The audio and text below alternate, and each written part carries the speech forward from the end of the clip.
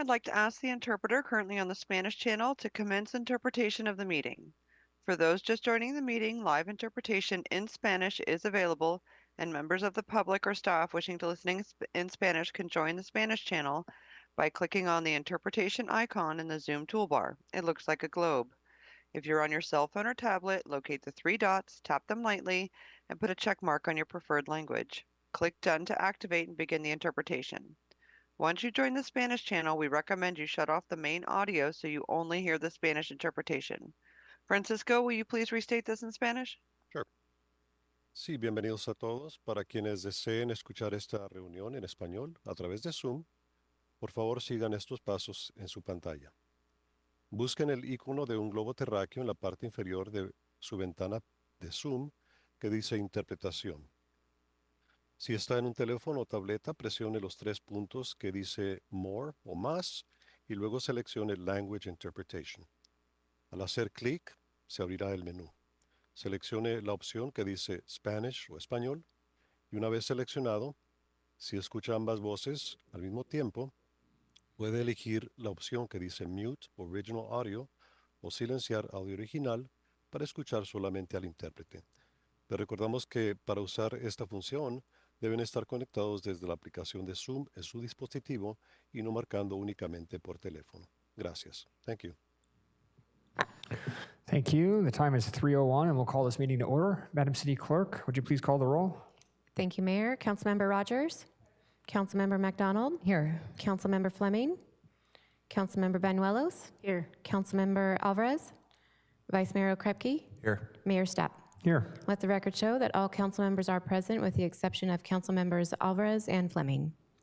Thank you very much. We'll move on to our closed session items. We have two this evening. Item 3.1, our conference with legal counsel regarding existing litigation, and item 3.2, our conference with a labor negotiator. We'll open it up to public comment. Dwayne, did you wish to comment on any of our closed session items tonight? Yes, sir. My name is Dwayne DeWitt. I'm from Rosa, and I'd like to comment on item number 3.2. Thank you. I'll wait till the clock begins so we do everything official. All right. With that in mind, I'd like to stress that I'm supportive of the current city manager being here, and if she stays, that's a good thing. I know you won't base it upon my opinion, but I will talk about wages today. We are in a wartime period that probably is going to worsen for our nation. We're having economic difficulties that are increasing. Latest reports show that inflation in our area is up 3.8% at a minimum. This will continue to occur. I'm going to ask that you folks ask for a freeze on wages, that you basically also in the negotiations for the city manager state that you're going to keep one wage for at least 2 years. We were fortunate to have the city manager that was here before the current one, Ms. Smith, because she saw economic difficulties.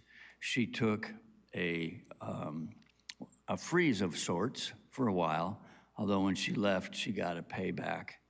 The main thing on all this is economic uncertainty faces us, so please don't base your decisions on what other cities are doing and this comparative wage race that goes on and creates millionaires out of bureaucrats within a few short years. This is not what the taxpayers need to be happening. Money from the taxpayers needs to take care of our problems in the city. This is pothole city right now. We got serious problems facing us, and we need to have it be based on the idea we can watch over our fiscal house with some hard-headed reality and take care of our problems right now. No more wage increases. Thank you. Thank you, Mr. DeWitt. Seeing no other members of the public present, we will close public comment and recess into closed session.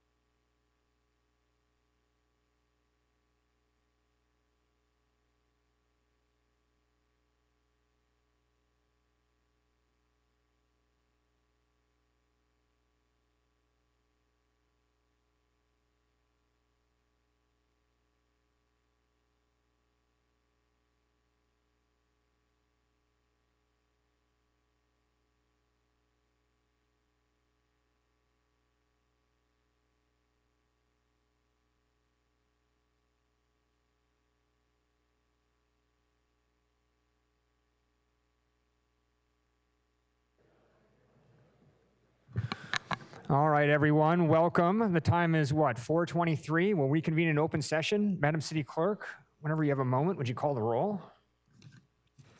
Thanks, Mayor. I just had to make sure the Zoom cameras were on. Let's see here. The roll. Councilmember Rogers. Present. Councilmember McDonald. Here. Councilmember Fleming. Councilmember Banuelos. Here. Councilmember Alvarez. Present. Vice Mayor Okrepke. Here. Mayor Stapp. Here. Let the record show that all council members are present. Thank you very much. We will go to item 6, our report on closed session. I can do the report on item 3.2, and that is simply to say that there was no reportable action. Madam City Attorney, did you want to do the report on 3.1? Likewise, Mayor, no reportable action on 3.1. Thank you very much. And it's great to see such a full crowd tonight. We've got 4 proclamations, or 3 proclamations and a presentation. Let's start with item 7.1. Ms. Rogers, would you read the proclamation for Water Awareness Month?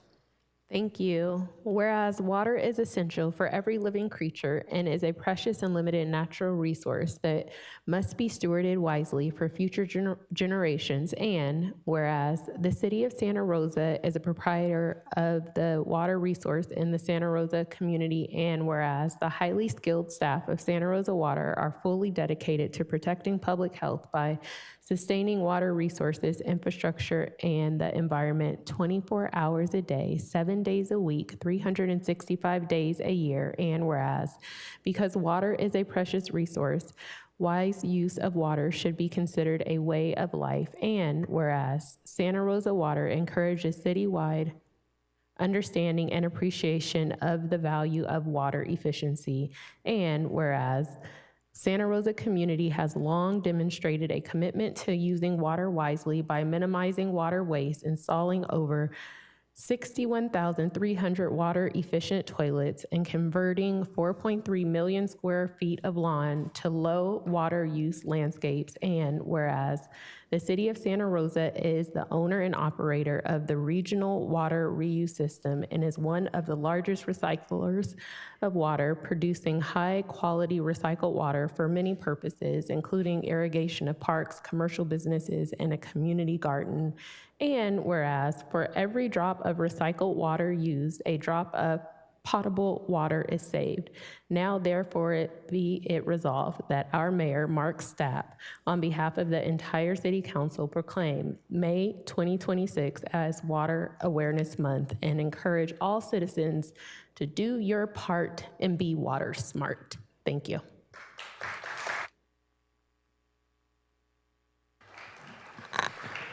We're very proud of our water here in Santa Rosa. And do we have Lisa Cuellar here to accept the award or to accept the proclamation?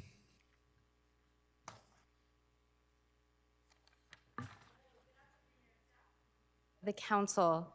I'm Lisa Cuellar, Water Use Efficiency Coordinator, and I would like to thank you on behalf of the greater Santa Rosa Water team for the proclamation acknowledging the month of May as Water Awareness Month. Each section of the Water Department strives to provide dependable, high-quality water services to our 175,000 customers, as well as excellent customer service to city residents, businesses, and institutions alike. As a result, we continue to see sustained participation across a number of customer rebates and services, such as our high-efficiency toilet direct installation and cash for grass programs that result in impactful water use efficiency. I also wanted to use this as an opportunity to announce several events to help the community grow in their water awareness. The first is the annual eco-friendly garden tour that was held this past Saturday across Sonoma and Marin counties. Had 5 low water use landscapes in Santa Rosa, including those who have participated in our Cash for Grass programs. Those were on display. The event continues to grow in popularity with nearly 3,500 registered for the event. Second is the presentation of the Water Use Efficiency Awards during today's council meeting to residents and businesses who have achieved noteworthy water savings through their Water Smart program participation. And lastly, I just wanted to mention that the Water Department will host the Water Smart Expo at the June 17th Wednesday night market. There, customers can engage directly with our Water Department staff and better appreciate the value of our water. And with that, I thank you again. Thank you, Lisa. And good branding with the official Santa Rosa water bottle right next to you. Those are available to the public at various events. We want to do a photo in just a moment, but before we do that, let's open it up to public comment. Who here appreciates the water in Santa Rosa and wants to say a few words? The podiums are open at both sides. Seeing none, although I'm sure the appreciation is there, we'll close public comment, and why don't you come up and we'll do a quick photo with council. Thank you again for being here today.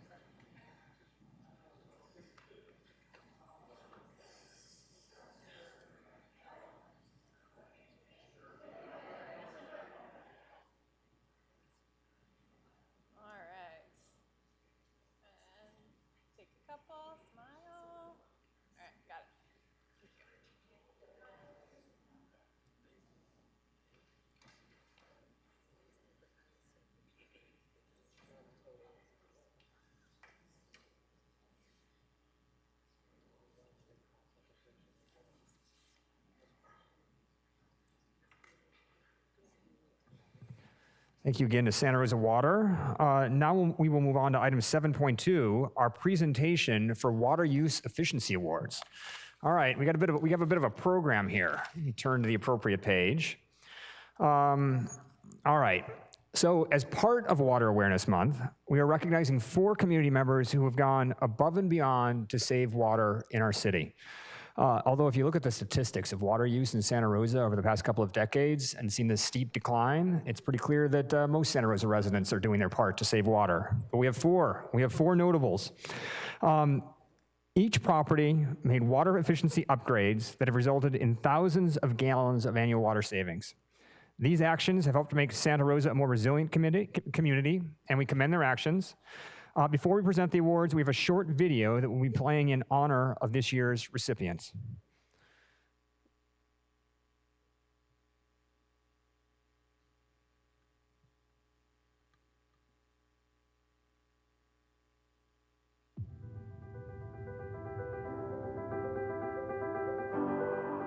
Congratulations to Santa Rosa Water's 4 2026 Water Use Efficiency Award winners for their outstanding efforts to improve water efficiency in their homes, communities, and businesses. This year's award winners are Best Western Plus Wine Country Inn & Suites, which replaced 84 high water use toilets and fixtures with ultra-high efficiency ones. These actions save approximately 248,000 gallons of water a year. Bennett Valley Knolls Homeowners Association, which transformed 11,000 square feet of high water use lawn into a beautiful low water use landscape using an environmentally friendly technique of sheet mulching. The new landscape supports pollinators and biodiversity. Mountain Vista Owners Association, which removed 11,500 square feet of lawn. The water-efficient landscape transformation included the installation of trees, low water use plants, and a weather-based irrigation controller. The new landscape supports biodiversity and attracts pollinators. Mark and Jody Vandewall, who installed an elaborate rainwater catchment system that includes 3 large water tanks. They have 11,725 gallons of storage to irrigate their landscape, which will save an estimated 35,000 gallons a year. Thank you to our 2026 Water Use Efficiency Award winners for achieving exceptional water savings.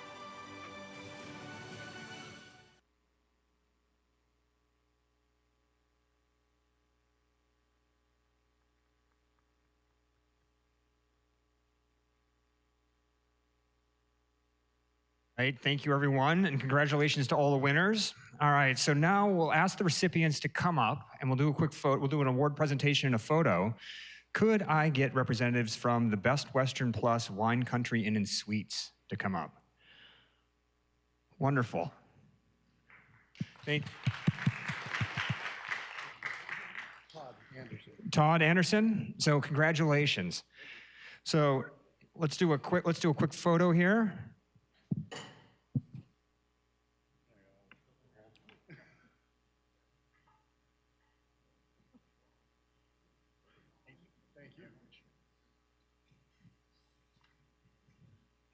All right, our second Water Use Efficiency Award goes to Bennett Valley Knolls Homeowners Association. I have friends that live there. My wife and I are in Bennett Valley. Thank you for representing our neighborhood. We have several other Bennett Valley folks here tonight.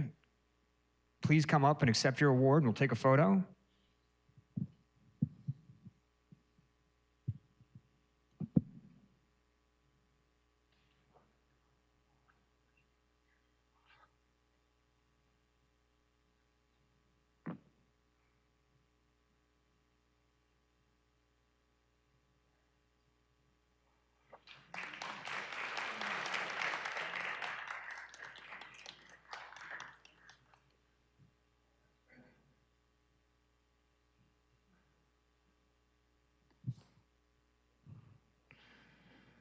Thank you to Bennett Valley Knolls Homeowners Association. All right, Mountain Vista Owners Association. Mountain Vista. Excellent. Come on down. Congratulations.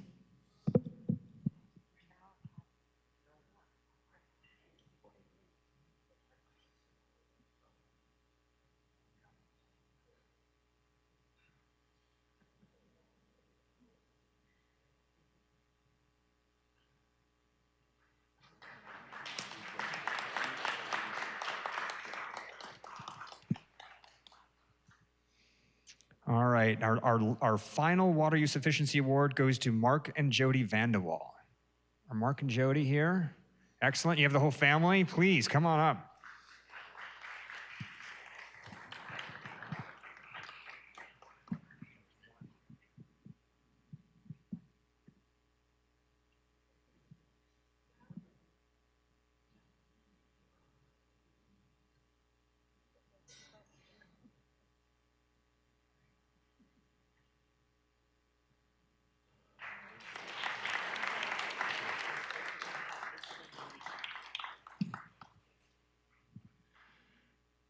All right, I think are we doing a joint photo? Thanks for keeping me organized up here. I'm the last one to know. Let's do a joint photo with all of council.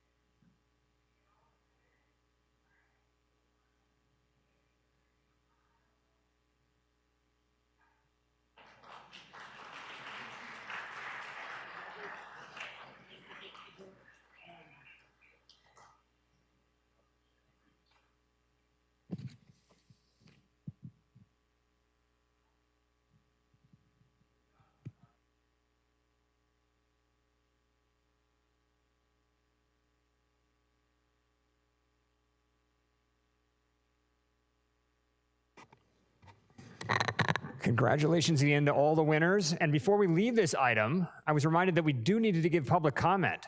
So are there friends or family or community members that want to shower praise on our Water Use Efficiency Award winners? Seeing none, or do we have, nope, seeing none, we will close public comment. Thank you again to all our winners. Thank you for coming out today. And we will go on to item 7.3, our proclamation for Affordable Housing Month. And I'm going to turn to Ms. Benuelos. Thank you, Mayor. Let's see. Whereas safe and affordable housing is a fundamental human right, yet thousands of Santa Rosa residents continue to face challenges in securing homes they can afford. And whereas Santa Rosa recognizes the need to prioritize the development of new affordable housing, as well as the preservation and rehabilitation of existing affordable units to support long-term community stability. And whereas the city and the Housing Authority have taken significant steps to address local housing needs by providing financing and monitoring more than 6,500 housing units, managing a $200 million loan portfolio, and administering over 2,000 housing choice vouchers. And whereas in the current fiscal year, the Housing Authority awarded $3.5 million to support the development and rehabilitation of 291 affordable homes. And whereas the City and Housing Authority proudly recognize the completion of the Stewart Cannery in Railroad Square, delivering 128 new affordable homes, including 25% reserved for residents experiencing homelessness with on-site supportive services and 33 project-based vouchers to ensure long-term affordability. And whereas the City Housing and Community Services Department works with many partners to expand access to safe, stable, and affordable housing for all. And whereas Affordable Housing Month provides an opportunity to reaffirm our commitment to promoting awareness, equity, inclusion, and justice in housing. Now, therefore, may it be resolved that the Mayor, Mark Stapp, of the City of Santa Rosa, on behalf of the entire City Council in recognition of our community, do hereby proclaim May 2026 as Affordable Housing Month and urge community support.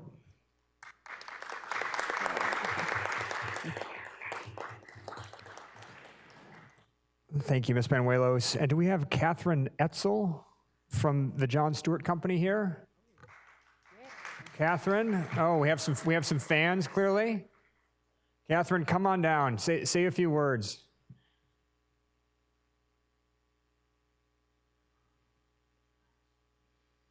It is. Push the button and lean into those mics. They don't pick up that well. Got it. Can you hear me now? We can. Great. Good afternoon, members of the City Council and Mayor. My name is Catherine Etzel. I'm a Vice President of Development at the John Stewart Company. On behalf of John Stewart Company and all the many team members who worked for, quite honestly, over 30 years to bring this project to fruition, I want to thank you for this recognition. This project was a labor of love for the John Stewart Company. John and his partners, who he fondly called the Canners, purchased the site in 1999.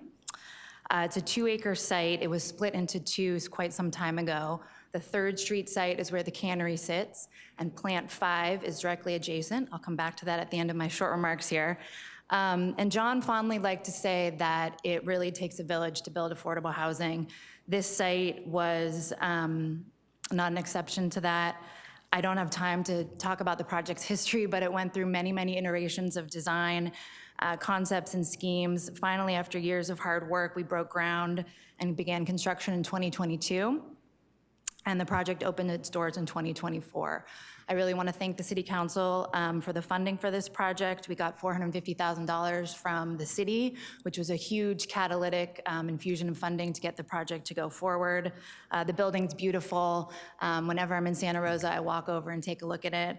And I really want to thank you for this acknowledgement. We are now actively pursuing development of the adjacent site, which is Plant 5. We are looking for pre-development funding, and we are hoping to bring Cannery Part 2, more affordable homes right to Railroad Square. So thanks again very much. Catherine, thank you. That's music to our ears. It's a beautiful project. Thanks so much. Let's throw it open to public comment before we do our photo. Are there any members of the public that would like to comment on this proclamation or on the cannery project? Please. Good afternoon, City Council. My name is Omar Lopez. I'm the policy coordinator at Generation Housing. Generation Housing just wants to thank you for acknowledging Affordable Housing Month this year and for your continued work and dedication to addressing housing solutions here in Santa Rosa. I want to give a big congratulations to the Cannery Project for opening, and we hope we can continue working with you as you go into phase 2. And we look forward to working with you to address housing moving forward. Thank you. Thank you, Omar, and thank you, Generation Housing. Are there any other members of the public that would like to speak? Seeing none, we'll close public comment. And Catherine, why don't you come up and we'll do a photo?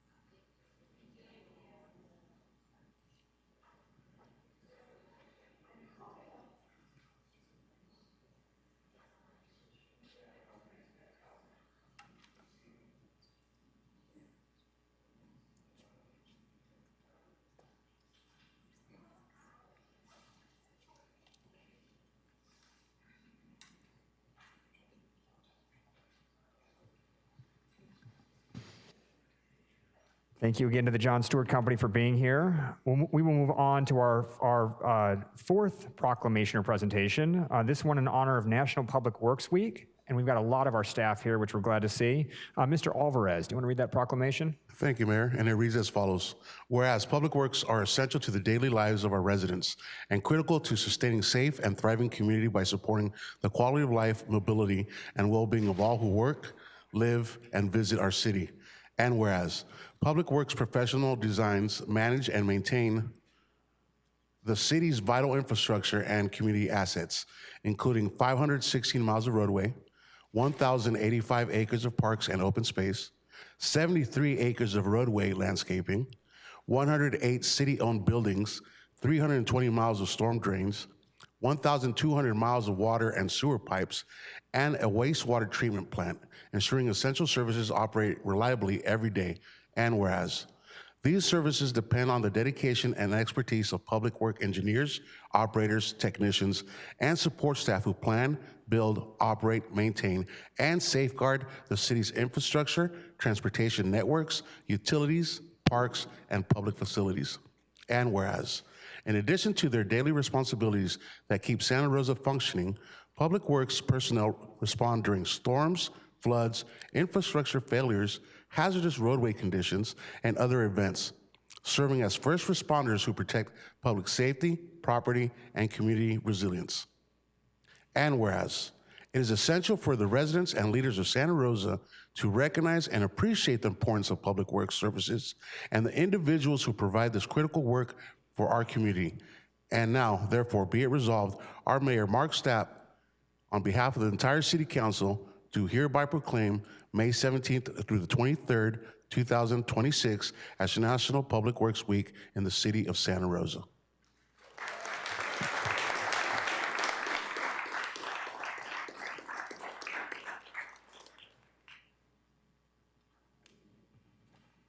I think we have some individuals we want to call out here. We have Jeff Bittner. Is Jeff here? We got Shelley Allen, Victor Palacios, Greg Gallimore. We got Francisco Carlos Alvarado, Dylan Charter, Mary McKay. Am I forgetting anyone? Thank you all for coming out. All right, we're gonna do a photo down here, and thank you again. Before we do that, are there any other members of the public that want to again shower praise on our transportation and public works teams for the roads you drive on? There we go. Whoever's doing it. Let's talk about our roads. Let's talk about our parks, please. Hi there. My name is Robert Maddock. I am a member of the public. I am also the Teamsters 856 representative for a number of the public works employees. I am here to absolutely shower praise. It's amazing the skill, the knowledge, the commitment that all of you bring to your jobs. I work every day trying to find ways to get these guys and gals paid and get their conditions better. I really appreciate everything council's doing to make that happen and to work hard. Every time you drive on a road, every time you turn on your tap, every time you flush the toilet, every time you take a shower, thank these people right here.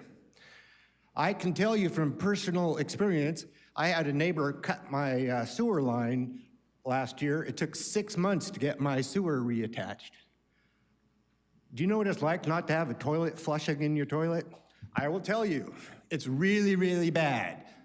Take care of these people. Thank you very much, all of you individually, and thank you to all of you City of Santa Rosa employees for keeping this city functioning, for sticking around through tough times, and for being here every day to get the job done. I really appreciate it. Thank you. Robert, thank you very much. All right, and do we have Jeremy Gundy here, Deputy Director, Field Services? Jeremy, you want to say a few words?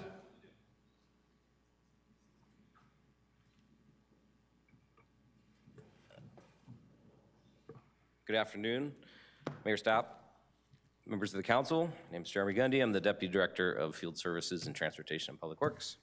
So during National Public Works Week, May 17th through the 23rd, we proudly recognize and thank our Public Works and water staff for their dedication, professionalism, and tireless service to the community.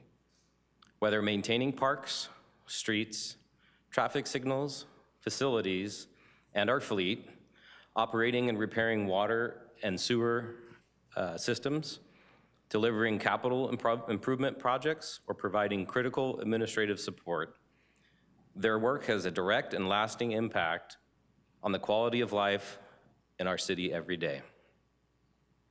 Our public works and water employees also serve as disaster service workers and play a vital role during emergencies and disasters.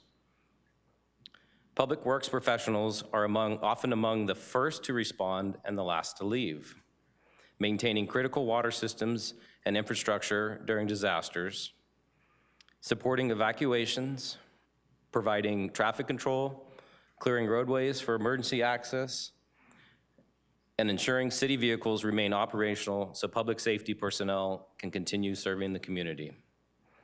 Their commitment, teamwork, and willingness to go above and beyond, often in dangerous and challenging conditions, does not go unnoticed. As we recognize National Public Works Week, we also acknowledge the growing nationwide effort to recognize public works professionals as first responders for their essential role they play in emergency preparedness, response, and recovery. Please join us during the City Works Festival on May 20th from 5 p.m. to 8:30 p.m. during the downtown Wednesday night market in Courthouse Square to show them support for their dedication, service, and the pride that they take in serving our community every day. The event is also a great opportunity to climb aboard some of our construction equipment, participate in a scavenger hunt with prizes, learn more about the work our crews do, and meet the people who help keep Santa Rosa a great place to live, work, and play. So on behalf of Transportation and Public Works and our partners in water, thank you, Mayor Stapp and the City Council for recognizing National Public Works Week. Jeremy, thank you.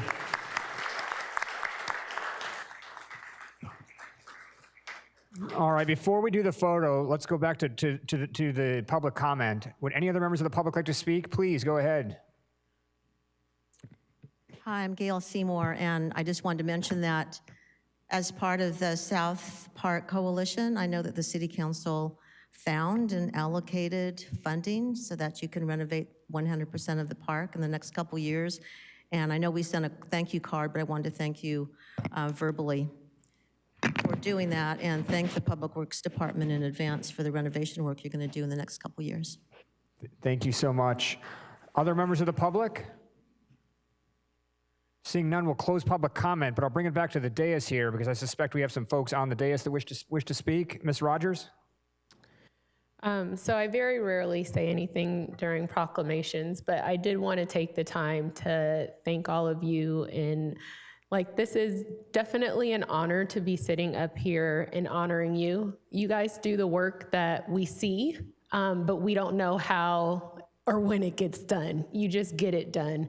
And also to tell you that the state sees you. The state sees what you're doing. And many council leaders are sitting around the table to see how you can be categorized as first responders. What does that look like? Because you are indeed first responders. Before fire can come in, sometimes before police can come in, you guys clear the way, you make a way. When we have a problem, we call. And when I call, I never see you grumble or you say anything that is, oh, I don't want to do this. You have smiles on your face. You get in there, you get the job done. What you say when you leave, I don't know.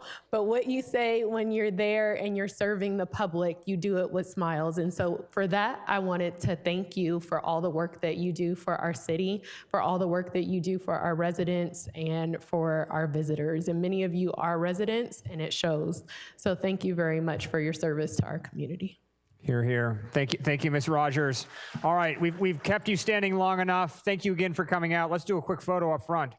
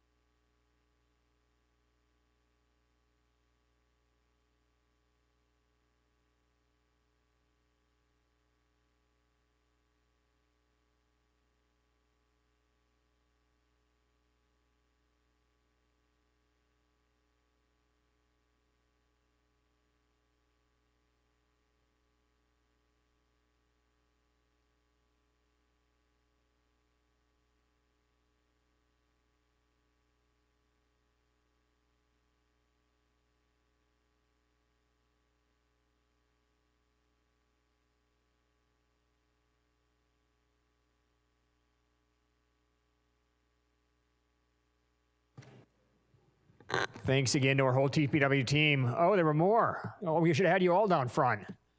Thanks for coming out. All right, we'll move on to item 7.5, our proclamation for National Police Memorial Day. Ms. McDonald. Thank you, Mayor. It's my honor to do this proclamation today. Whereas the Congress and President of the United States have designated May 15th as Peace Officers Memorial Day, and the week in which May 15th falls as National Police Week. And whereas there are approximately 900,000 law enforcement officers serving in communities across the United States, including the dedicated members of the Santa Rosa Police Department. And whereas Santa Rosa peace officers recognize that the primary responsibility of their profession and of individual officers is the protection of the people within the jurisdiction of the United States through upholding their laws, and most important of which are the Constitution of the United States and the state constitution and law derived from there. And whereas it is important that all citizens know and understand the duties, responsibilities, hazards, and sacrifices of their law enforcement agency, and that members of our law enforcement agencies recognize their duty to serve the people by safeguarding life and property, by protecting them against violence and disorder, and by protecting the innocent against deception and the weak against oppression. Now, therefore, be it resolved that Mark Stapp, Mayor of the City of Santa Rosa, on behalf of the entire City Council, in recognition of our community, do hereby proclaim the May 15, 2026 as Peace Officer Memorial Day, and May 10th through 16th, 2026 as Police Week in the City of Santa Rosa. And further, the Santa Rosa City Council extends its gratitude and pride to the women and men of the Santa Rosa Police Department for their dedication to the community. Peace Officer Memorial Day and Police Week. Thank you.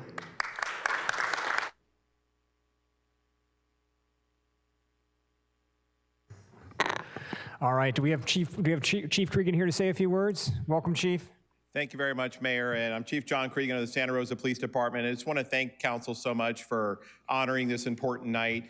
And for the Santa Rosa Police Department, it's important not only for our own staff, but across our nation. In 2025, we saw 109 police officers across the United States killed in the line of duty. That was actually down significantly from the 184 killed in the line of duty in 2024. Here at the Santa Rosa Police Department, we've lost 2 officers in the line of duty. Chief Charles O'Neill, who was shot in his office after contacting a community member, and Detective Mary Lou Armour, who we lost in March of 2020. Both those were impactful for our agencies, but it's also important for the Santa Rosa Police Department to understand that we've lost 2 officers in the line of duty, but that doesn't really measure officers of the Santa Rosa Police Department who have been shot here in the line of duty, who have been stabbed in the line of duty, who have been run over with cars in the line of duty. Even just this weekend, seeing officers, their patrol cars repeatedly rammed. That's something that the Santa Rosa Police Department officers deal with day after day. Some of those don't make the newspaper, aren't out in the community, but every day they sign up, they go out there in their shifts, they're serving their community with pride and incredibly proud of the work we're doing. And as Chief of Police, I don't have to face those things. They're facing things that I don't see. But today we have some of the incredible men and women of the Santa Rosa Police Department who are doing that. So we just really want to honor them and the work they're doing, of our 175 police officers and our 74 civilians that come together every day for our community. So proud of the work they're doing, and let's give them a hand.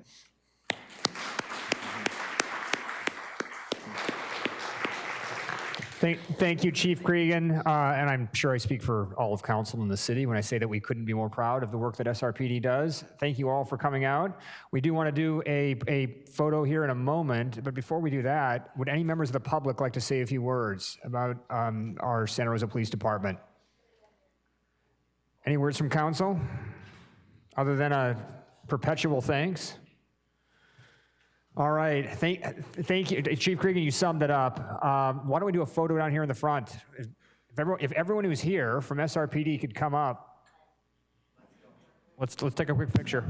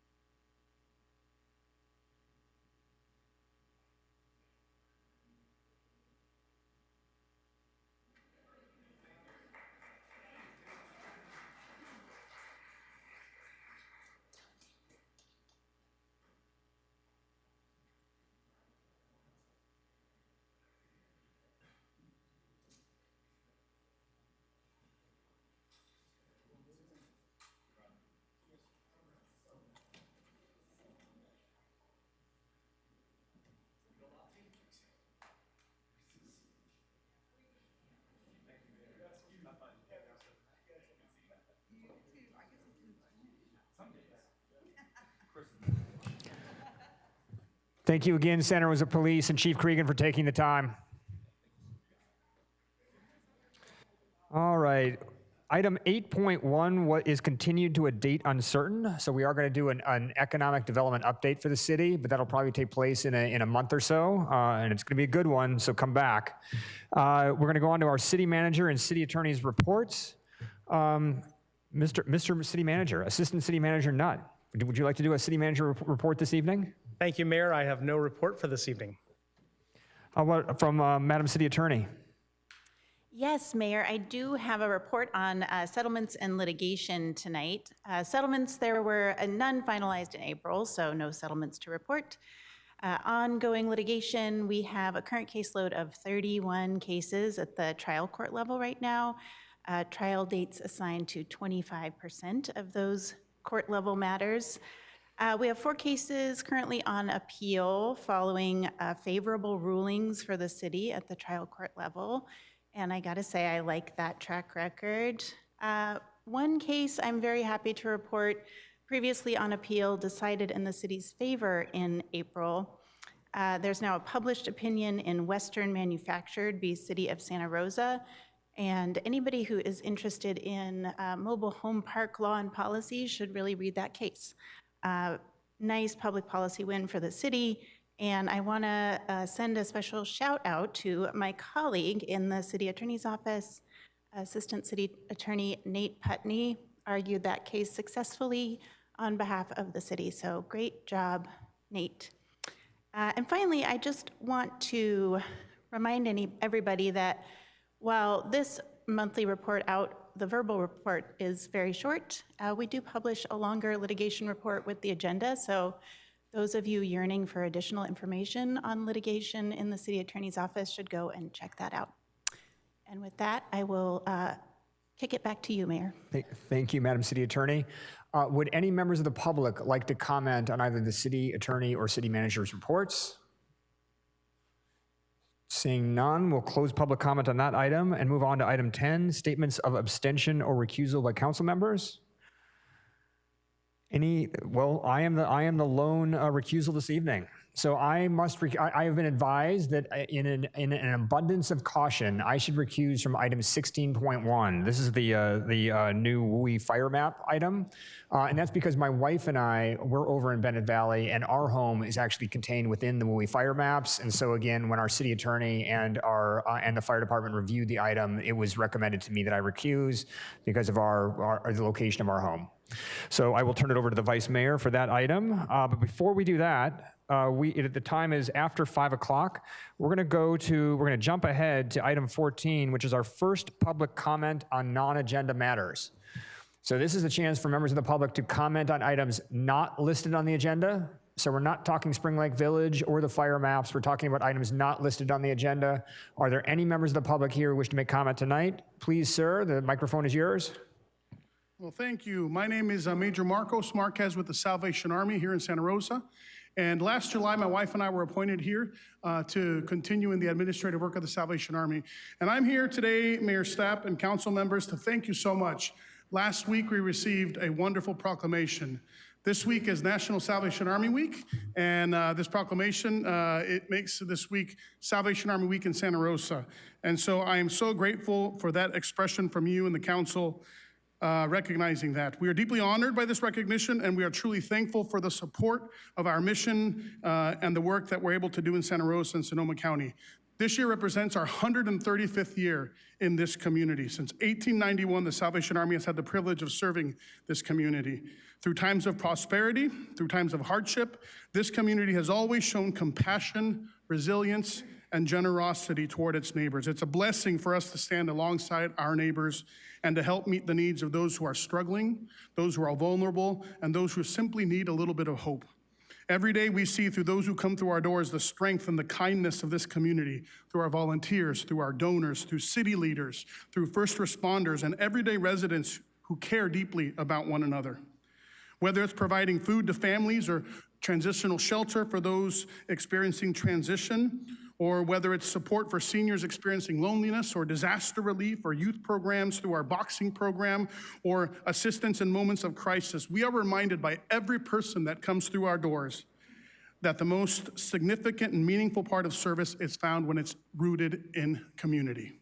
And we're experiencing that wonderful thing about this community. This proclamation then is not only a recognition of the Salvation Army, but also a recognition of the spirit of compassion that we are learning defines Santa Rosa and Sonoma County. We are so proud to be a part of this community that believes in caring for its neighbors and lifting those up in need. So again, Mayor and council members, thank you for this honor, for your partnership, for your acknowledgement of the Salvation Army. Thank you. We were proud to do the proclamation. Thank you for all the work that the Salvation Army does. Mr. DeWitt, I believe you wish to make public comment. The floor is yours. Hello, thank you. My name is Dwayne DeWitt. I'm from Roseland. I wanted to thank the city and the staff that came out to Roseland Creek on the 28th for Earth Day and did some good things along the creek there.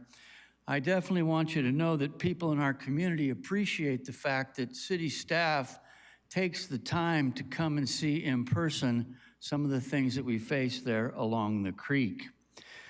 For a number of years, people in the community have been looking into the idea of having the name for that park area be called Pomo Park and Preserve.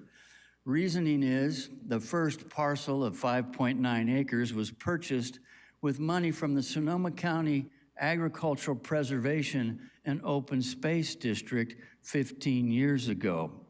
Then other parcels were added, and the city chose to call it Roseland Creek Community Park. Nobody that we know in our community made that decision. It was just foisted upon us by city staff at the time.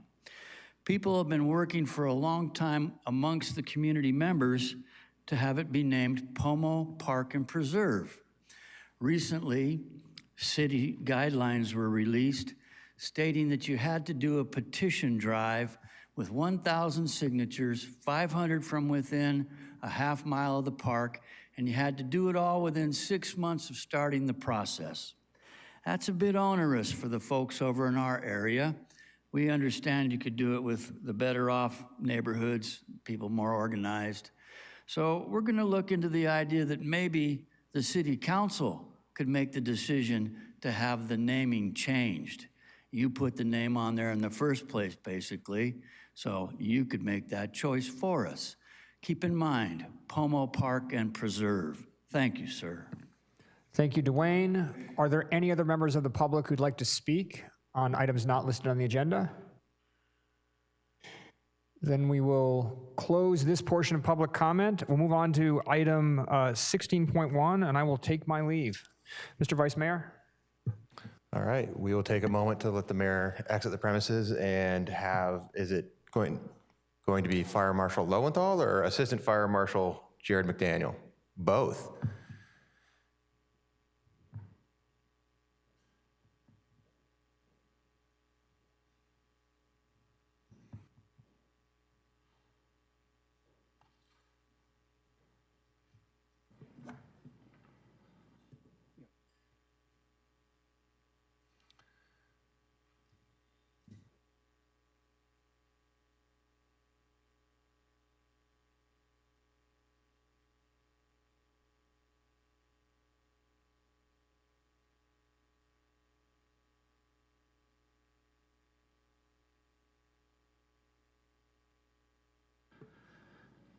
Can be seen coming out of their creek habitats to clean up the streets.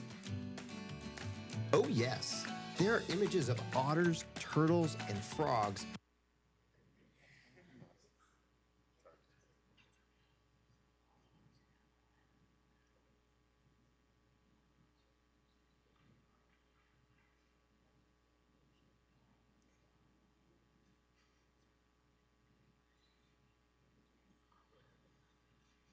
I'm once again going to make my bid for one of those old 1950s technical difficulty slides that we can put up during this. When you're ready. All right. Good evening, Vice Mayor, members of the council, and members of the community that have joined us tonight. My name is Paul Lowenthal, Division Chief Fire Marshal with the Fire Department, joined by Assistant Fire Marshal Jared McDaniel, also with our department for the updates to our wildland urban interface fire area map. Prior to Jared leading this presentation, I wanted to take a moment to address some of the concerns and comments that have come from our community in advance of this presentation. I felt it's given the amount of public feedback, as well as the community members that have taken time out of their afternoon and evening to join us here to address some of the reoccurring themes that we heard loud and clear from our community. Primarily in the Creekside area. I do want to acknowledge that they did have a community meeting that we did not attend. As the mayor and I spoke to some of those community meetings before this meeting, we apologize. It sounds like there was a miscommunication where some of the messages were being sent to our city staff via text message to a landline, and those messages were not received. That being said, from reviewing the number of the public comments as well as a lot of the social media and comments that were received to council, it seemed like there was 3 reoccurring themes that came up. One was that there was a perception that the fire department is adopting a high-risk map for the first time tonight. The second one was concerns regarding insurance and what this adoption of our local wildland urban interface fire map has on insurance. And then the third seemed to be a confusion about why certain parts of our community were quote unquote skipped from the Annandale Heights area, Bennett Valley Heights, and around Spring Lake, and then pick back up in the Spring Lake area. I want to start off by acknowledging the fact that a lot of what I'm going to be saying is likely going to be repeated by Jared in some points during the presentation, but without slides moving, we just wanted to have people hear some of this information from me directly. So our wildland urban interface fire area encompasses about 30% of our community and has been in place since 2009. Within the wildland urban interface, which we refer to primarily as the Fountain Grove area, the Skyhawk area, the Oakmont area, and the Bennett Valley area, Bennett Valley meaning between Summerfield and Annandale State Park primarily, those maps had been in place and unchanged since 2009. Within those areas, the state had mapped only very high fire risk areas within those wildland urban interface boundaries that we had here locally. Those had remained unchanged until 2020 following the adoption of our local community wildfire protection plan. One of the objectives and action items that came out of that plan was to evaluate including Coffee Park into the WUI. There was a decision that involved a couple different pieces as to why that was not included. One, in consulting with CAL FIRE and doing our own analysis, Coffee Park had no characteristics of a wildland urban interface. There was feedback that it burned during the Tubbs fire. However, it is our belief that had the winds not stopped when they did that morning, that fire would have continued to progress towards downtown Santa Rosa. That does not mean that everything between Coffee Park and downtown Santa Rosa should be considered WUI. That transitioned out of a wildland urban interface fire and into an urban conflagration. We also knew that the state was going to be at some point, what we thought was going to be soon, releasing maps that would be updating their risk, which could then provide us additional guidance to recommendations that we should be making to you as the council body. In 2021, 2022, CAL FIRE released high risk, very high fire hazard severity zone maps for moderate, high, and very high outside of the city limits in what's referred to as the state responsibility areas, and those areas only. It did not affect the city at that point in time, but the state adopted those maps. We could logically look at the maps and we knew that there was going to be changes to our risk within the city. Meaning if you have very high right up to the city's boundary, one could assume that the very high will extend into the city. But we were in limbo until CAL FIRE finally got to a position where they were ready to release the maps to the local responsibility areas, or LRA, which the city of Santa Rosa is 100% LRA. When CAL FIRE released the maps for our area, we, like every other community that has LRA maps in the state, were required by law to adopt the moderate, high, and very high fire risk areas within 120 days. Those maps were required to be adopted and were brought to council and approved in March of 2025, a little over a year ago. At that point in time, the moderate and high has been in effect for areas outside of our previously adopted WUI. So we realized we had a conflict. We had areas of our community that were in our locally adopted WUI that contained new state risk areas, And then we had areas outside of our WUI that had state adopted, locally adopted, moderate, high, and very high risk areas. And we saw them in areas that had never been mapped before, primarily around the fairgrounds and over into Bennett Valley on the creek side, side of Bennett Valley that extended into Montgomery High School. We will admit that it extended a little bit further than we anticipated, but it was very clear by state law that we were not allowed to adopt anything less restrictive. We can only go more restrictive. So that has been in place since 2005, since March of 2025. We then did an analysis to make recommendations based on the state's mapping, our previous history here in Santa Rosa, the way things have been developed, where we could retract our WUI in some parts of our community, but then we were gonna have to expand our WUI in other parts of our community.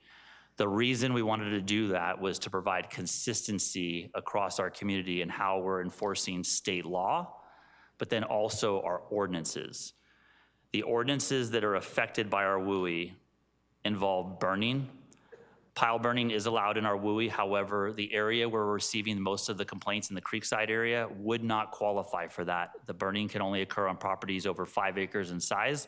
That was approved by council really as a measure to allow a lot of the open spaces in the Fountain Grove area an ability to do mitigation of fuels. The ordinance also requires the removal of dead fire damaged trees in a WUI that are as a result of one of our burn scars, which does not affect the Creekside area. It requires the removal of invasive Scotch broom and other growth that we're seeing in our burn scar, which does not affect the Creekside area. It applies the weed abatement ordinance, which for most part will not affect that area because most of the properties in that area are manicured, and nuisance properties or weeds on a typical single family dwelling are typically more of a code enforcement. The weed abatement pertains primarily to undeveloped large vacant lots. The two things that it will do is it will implement our local defensible space inspections, which we previously started as an educational program and is now an inspection program. There is no enforcement associated with that program right now. It simply provides for a defensible space inspection. It also requires the removal of what we refer to as gorilla hair mulch for properties in the WUI within 30 feet of a structure. That requirement went into effect because of primarily the glass fire, where we were seeing ember cast. That type of mulch is extremely receptive, was leading to a lot of property damage, a lot of homes burning in neighborhoods, and was tying up a considerable amount of resources. We did allow residents, when that ordinance went into effect, a year to come into compliance with that. To address the concern that the city is essentially, through the adoption of these maps, skipping, or that CAL FIRE skipped the areas in between Summerfield and the Creekside neighborhood, is inaccurate. The Summerfield to Howarth Park to Annandale Heights area is primarily at risk of a fire coming out of the northeast that would potentially burn through Annandale State Park and into that community. The area that's being mapped around the Creekside area has been mapped because of the threat from Holland Heights and Mount Taylor. To us as a department, that area is actually a higher risk area to us because that is a naturally occurring wind event that occurs almost every evening here in Sonoma County, and something that we've actually trained for years now, because that has been our perceived event and our perceived threat, where we get that short duration afternoon breeze that could potentially blow a fire into that part of our community, which also aligns with CAL FIRE's risk and why they likely map that area as a moderate and high risk area. And lastly, I'll touch on the insurance. We've established FAQs on our website, srcity.org/WUI. I remember during a previous council item, the vice mayor and I had a conversation regarding insurance and impacts. And it's important to note that the insurance commissioner, when the state released their maps, provided an FAQ and a statement that we've provided on our website that said, quote, "Let me be clear. The CAL FIRE hazard severity maps are not to be used for insurance rates or underwriting decisions." That has been released by the insurance commissioner, and that affected the actual state maps, which are already in effect here locally. Again, we're simply now taking our local WUI and essentially drawing the line around the high and moderate risk areas that have been added to the community. So hopefully that addresses a lot of the concerns that council has received and that have been voiced by our community. Assistant Fire Marshal Jared will move on with his presentation, and then obviously we'll answer and address any questions at the end.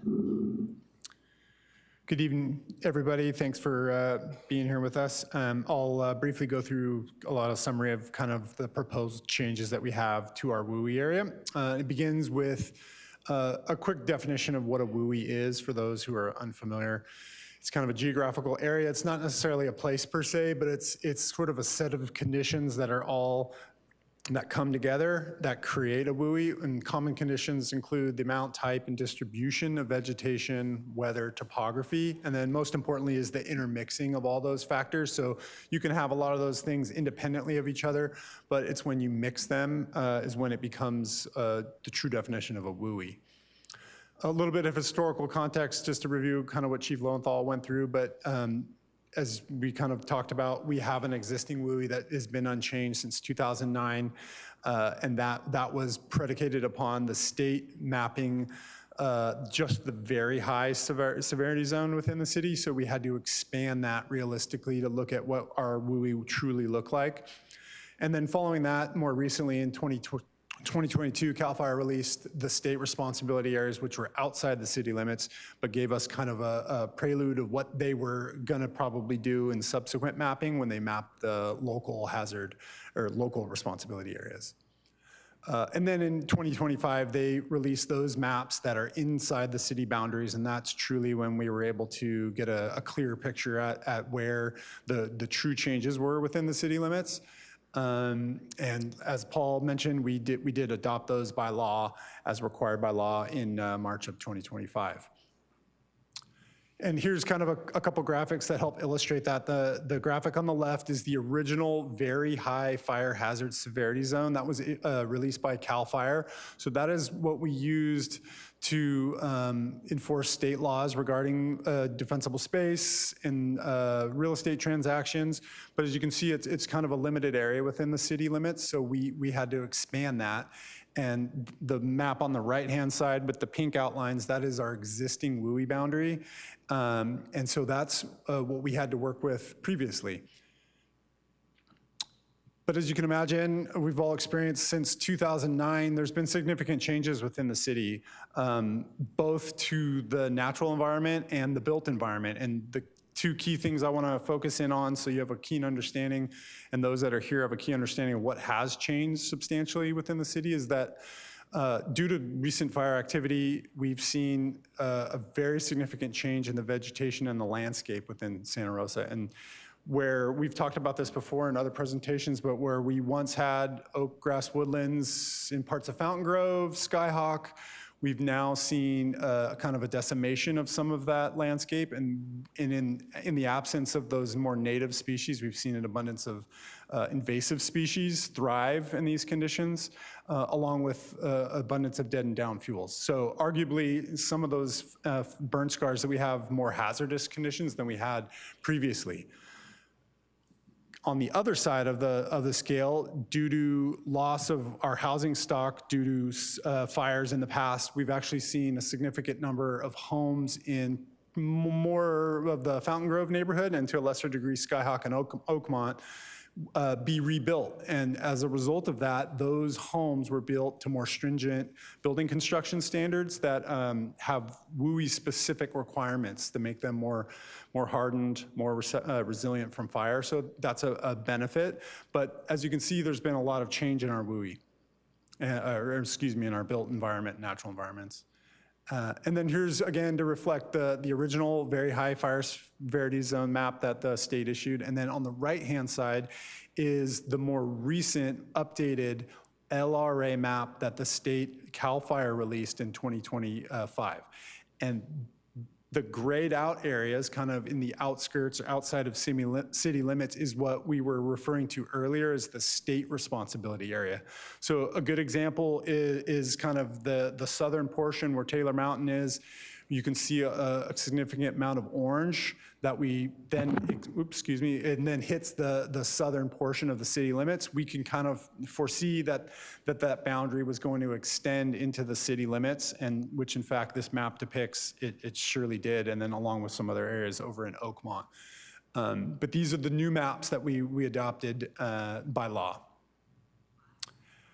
So given those new maps, then we were tasked with the job of reflecting those maps and then changing our existing WUI. And so there was two main things we saw: that we were going to expand the map, the WUI map in certain areas, and then we were also going to take this opportunity to contract it in a couple areas. And using those, we were able to very precisely redraw our WUI boundary down to literally parcel by parcel, to more accurately reflect the very specific boundary of the high and very high severity zones. And then the contraction of the WUI, or the reducing of the WUI, was predominantly identified in Bennett Valley and Skyhawk neighborhoods. And that was because either the hazard severity zone was reduced in those areas, or it was completely absent. So some neighborhoods were actually removed from hazard severity zone altogether. And so we felt comfortable and confident that removing some folks from the WUI was justified. Quick note on a couple notable areas of expansion that we've kind of been discussing this evening, which is this orange kind of horseshoe depicted section of Santa Rosa south of the fairgrounds, Highway 12, Farmers Lane intersection, down towards Yolanda Avenue. And that's all new to our WUI. We're proposing adding them, and it's just the orange section. The yellow, thinner section is just the moderate, and that hasn't historically been areas that we include in the WUI. So that's one notable area that was included in our new proposal. Another area, two smaller areas this is the Oakmont neighborhood, the kind of depiction in the red ovals, southeast corner of Oakmont, and then the kind of northern section adjacent to Highway 12 and Oakmont Drive was added to some high, and then smaller extent, some very high severity zone. A key thing we want to discuss is the criteria that we use, or the rules that we kind of use to dictate which parcel. As I mentioned, we went literally parcel by parcel on this to make sure we were as accurate as possible. And so I felt it was important to talk about the criteria that we used when we inevitably had parcels that were split, either partially in one zone and partially in another, or partially in a zone and partially in not a zone at all. And so we felt it was important to articulate that. And so predominantly for single family dwellings, if any portion of that parcel fell within the high or very high fire hazard severity zone, we included them into our WUI. And so the reason being is that the CAL FIRE maps, as you can maybe see in a subsequent slide, the boundaries are very pixelated. They're kind of drawn in squares, not in real flowing, and they're not with any regard to property lines or any other man-made boundaries. And so there was inevitably a lot of instances where properties were split, and so we had to create these criteria.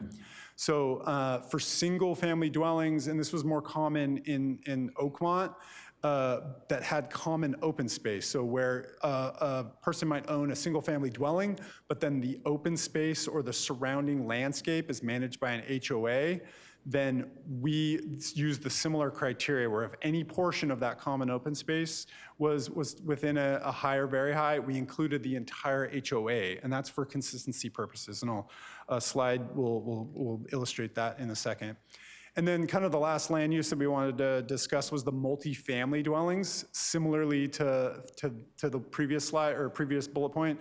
With any common open space, again, if any part of the open space or common open space fell within the high or very high, we included the entire multifamily complex. And here's a real world example that we were confronted with. So this is a small little HOA, sub-HOA out in Oakmont. off Singing Brook. As you can see by that blue highlighted, those are the single-family dwellings themselves, but all that common area in between them is managed by an HOA. And as you can also see, that orange pixelated line kind of splits more or less the southern portion of this HOA. And so as you can imagine, for consistency's sake for the HOA and for the residents, it wouldn't make any sense from our perspective to draw that boundary as it's drawn, because it would create inconsistencies for maintenance. And so we felt for this application, it would make most sense to include the entire HOA so that all the residents within that little sub HOA applied to had the same rules to apply to. So just a real world example. And then conversely, we had a couple areas of contraction where we actually removed folks from the WUI, so I wanted to highlight those. Here's section east of Summerfield Road, and as you can see kind of highlighted in the red oval, those areas that we're proposing to remove is completely out of a fire hazard severity zone, so that's really important to note. So we felt, again, confident and comfortable removing those folks. And then another section that we removed is kind of the lower portion of Skyhawk neighborhood. Again, removed completely from the fire hazard maps that CAL FIRE issued. So we, again, felt comfortable. Even though that upper portion has sustained fire history, we felt very confident that those areas could be removed as well. Again, talking about impacts, this little diagram sort of summarizes from the state what state regulations are applicable to the different severity zones. So the yellow on the bottom or orange is the high severity zone, and then the red is the very high. And so common implications or common rules that apply to these zones would be compliance with stricter building standards, and that's predominantly as a result of like new construction or significant remodels. And then the other smaller or less frequent item that is common for these severity zones is the disclosure during real estate transactions called an AB 38 inspection. That's just quite simply a simple defensible space inspection that the seller of a property is required to disclose to prospective buyers. Again, there's local ordinances that we've kind of highlighted on, the weed abatement ordinance, and then compliance with our vegetation management ordinance. And as Chief Lowenthal kind of articulated, within that vegetation management ordinance, there's several items, but a majority of which do not apply or wouldn't really apply to a majority of the single family residences in the impacted areas. A significant portion of that veg management ordinance was designed and specifically in mind for some of our burn scar areas, which aren't a lot of these new WUI areas.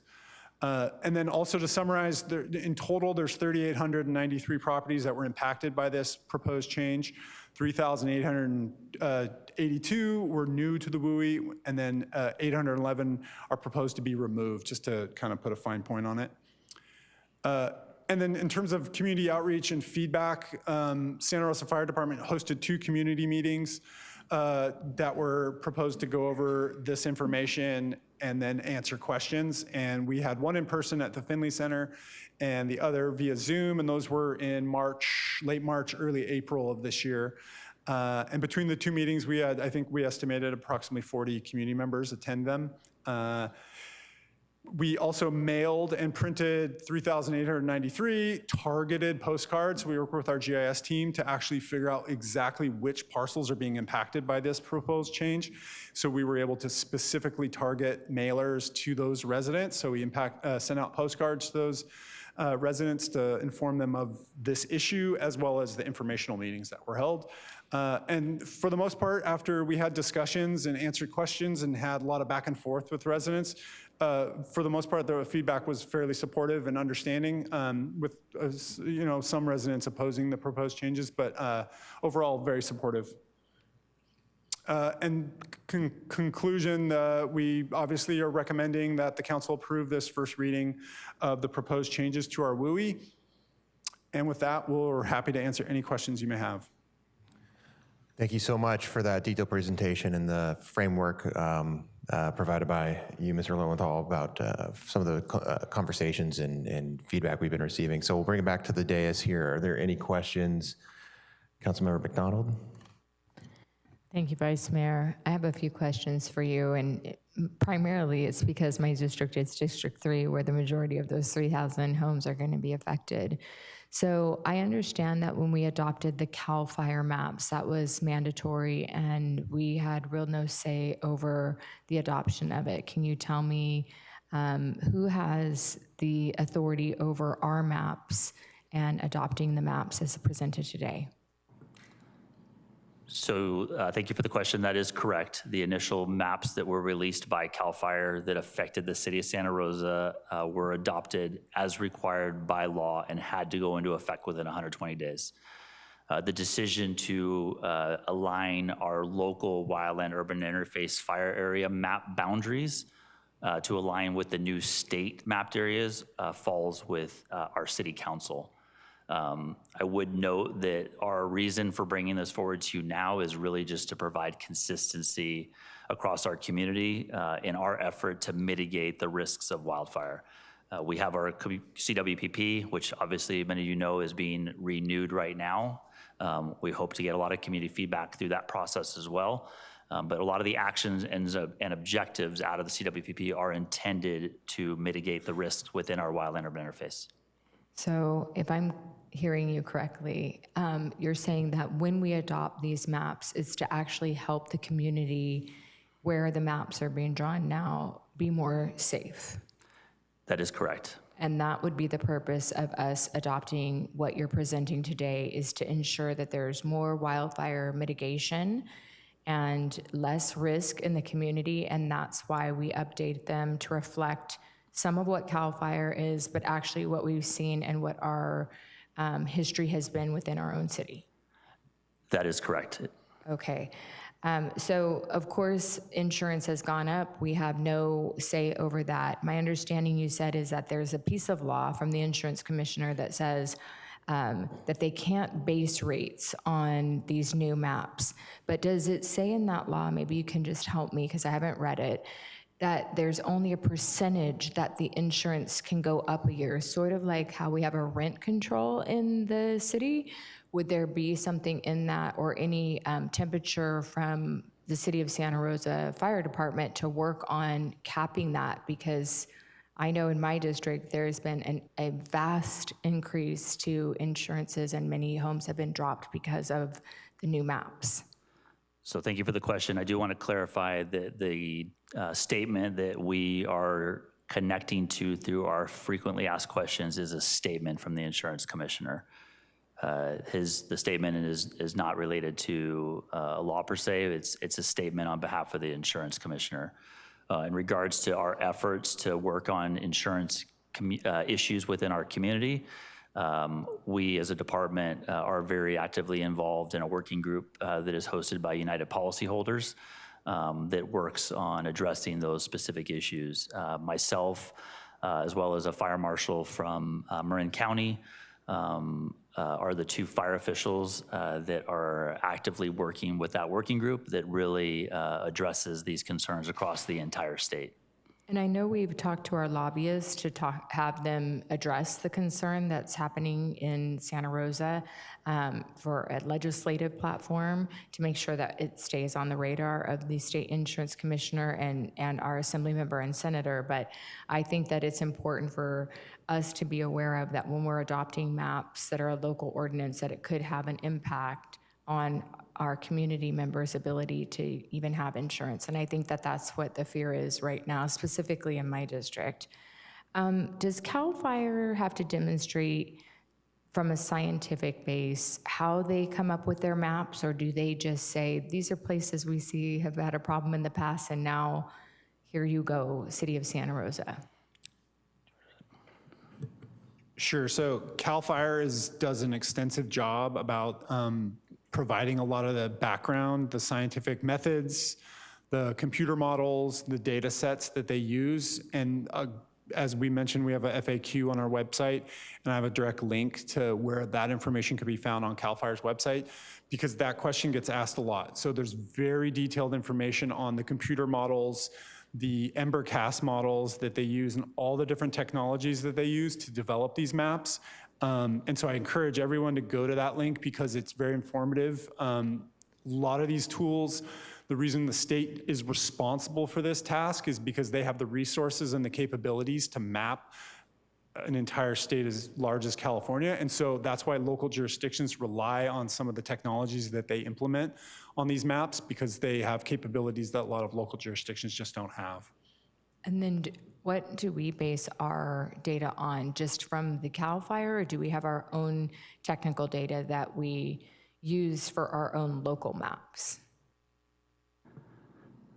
So for our local maps, that is a little bit of what Assistant Fire Marshal McDaniel was referring to. We made a decision in the areas that were being added to rely on the high and very high risk boundaries, and made a decision to not include the moderate into our newly added wildland urban interface fire area. Primarily because, in our opinion, the moderate is a lower risk area, but there's also no legal requirements to do anything in those areas except adopt that map for the community. In the graphic that was shown in the presentation, the high and very high already have state regulations and laws that require action in those particular areas. So it logically made sense for us to utilize that as the basis for to establish the boundaries that where our local ordinance would also apply, again, for consistency.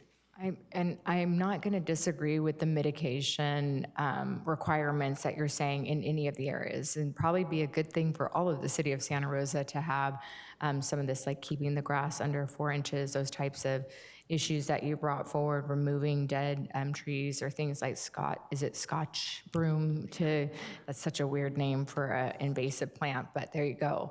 I think those are all fine things. I think the thing that I'm consistently hearing is by us expanding the maps, what risks do we pose for community members when housing is such an issue, but a lot of housing for 55 and older in Oakmont is even more of an issue. So when I'm looking at this, I want to be able to go back to constituents and say, this is why we adopted this. It's for your protection, it's for your safety, and we're governed by another entity that helps us make those decisions. Would that be a fair thing to say to the community?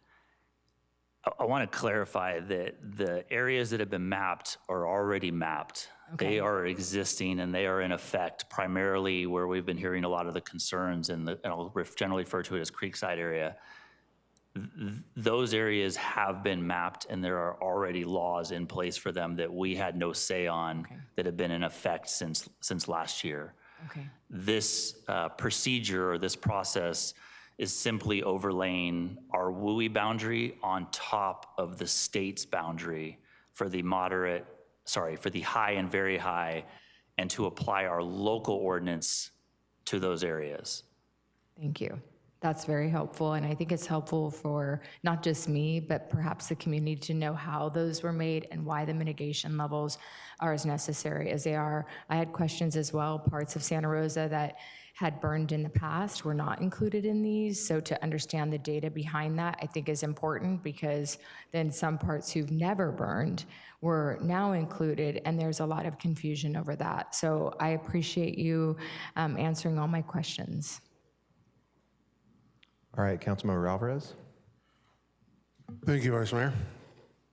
And you'll have to excuse me as you pretty much answered the question with the line of questioning that my colleague just asked, but nonetheless though, to the constituent, to this resident who asks, why are you removing parcels that historically have burned and including those that have not burned prior?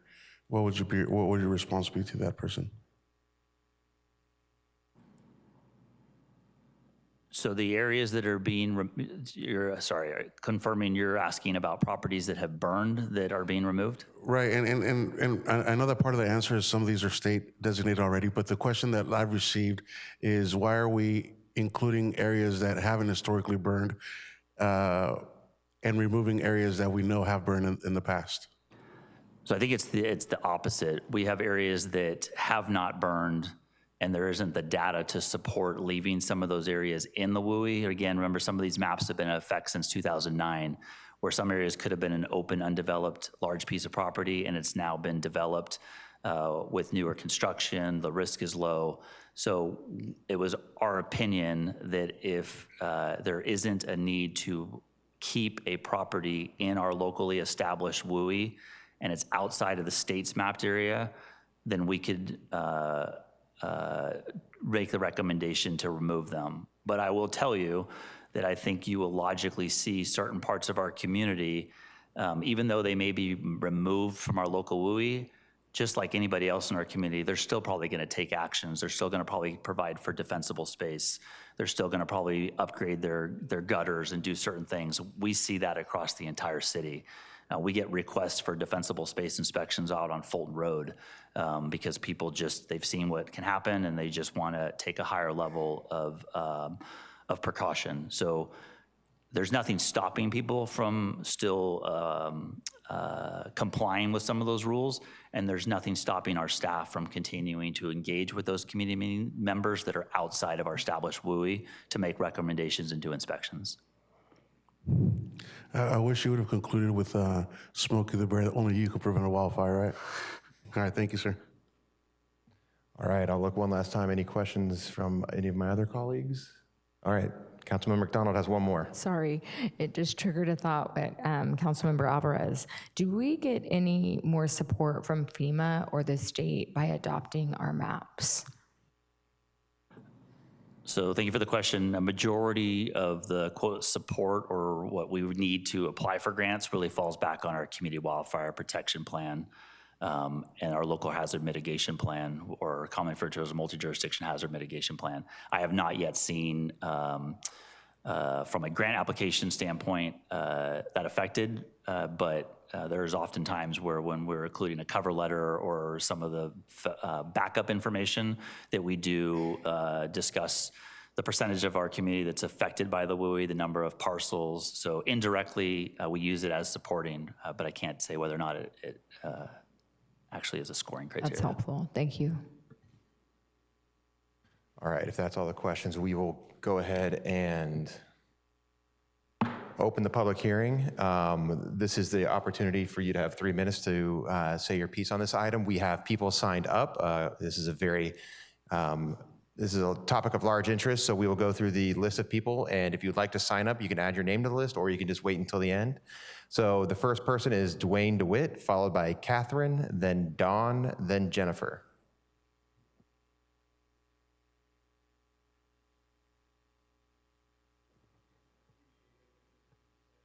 Pardon me, Mr. DeWitt, can you hold for one moment for our clerk, please?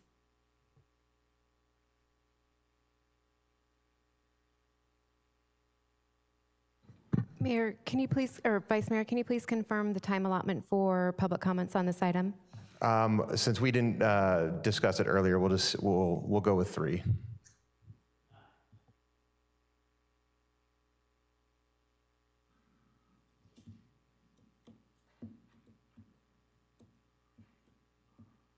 Please go ahead, Mr. DeWitt. Hello, my name is Dwayne DeWitt. I'm from Roseland. Thank you for the very thorough presentation today, and thank you for discussing the whole idea of community wildfire protection. The reason I'm here is because there's a section of Roseland that's also vulnerable. The city owns 19.5 acres. We call it the Roseland Neighborhood. Right now, today, the underbrush is as high as my shoulder. Basically, we want to make sure that you look at this area because it has a history of fires. It also has people who live along the creek and start fires almost every night. One of the dilemmas is the fires get out of control sometimes. The wind is strong. You can check with your fire department on how many calls for service they've had along Roseland Creek. Everybody there builds wooden fences on their houses on the north side of the property the city owns and the east side of the property the city owns. So essentially, please put us in to your wildland urban interface protection area. We think this is very important. Many of the property owners on McMinn Avenue and Hughes Avenue have contacted me and said, hey, we see you out there volunteering, doing things, trying to make this better, and yet we still get fires in there, and it's a city responsibility they wouldn't mind being a part of the WUI, if you will. Thank you kindly for your time. Thank you, Dwayne. Next up is Catherine, followed by Dawn, then Jennifer. And just a reminder, you can use both podiums, so we can switch back and forth. Catherine Gehring, going once, twice. We'll move on to Dawn, followed by Jennifer, then Patrice. Good evening. My name is Don Nauman. I'm a resident of Creekside neighborhood, and I'm an attorney. I'm here tonight regarding the proposed high fire risk classification for this neighborhood. Our petition and notice of legal opposition with over 100 signatures was served on the city on May 6th. The proposed map that's being adopted is based on faulty satellite modeling and as such is arbitrary and capricious. This map lacks rational basis.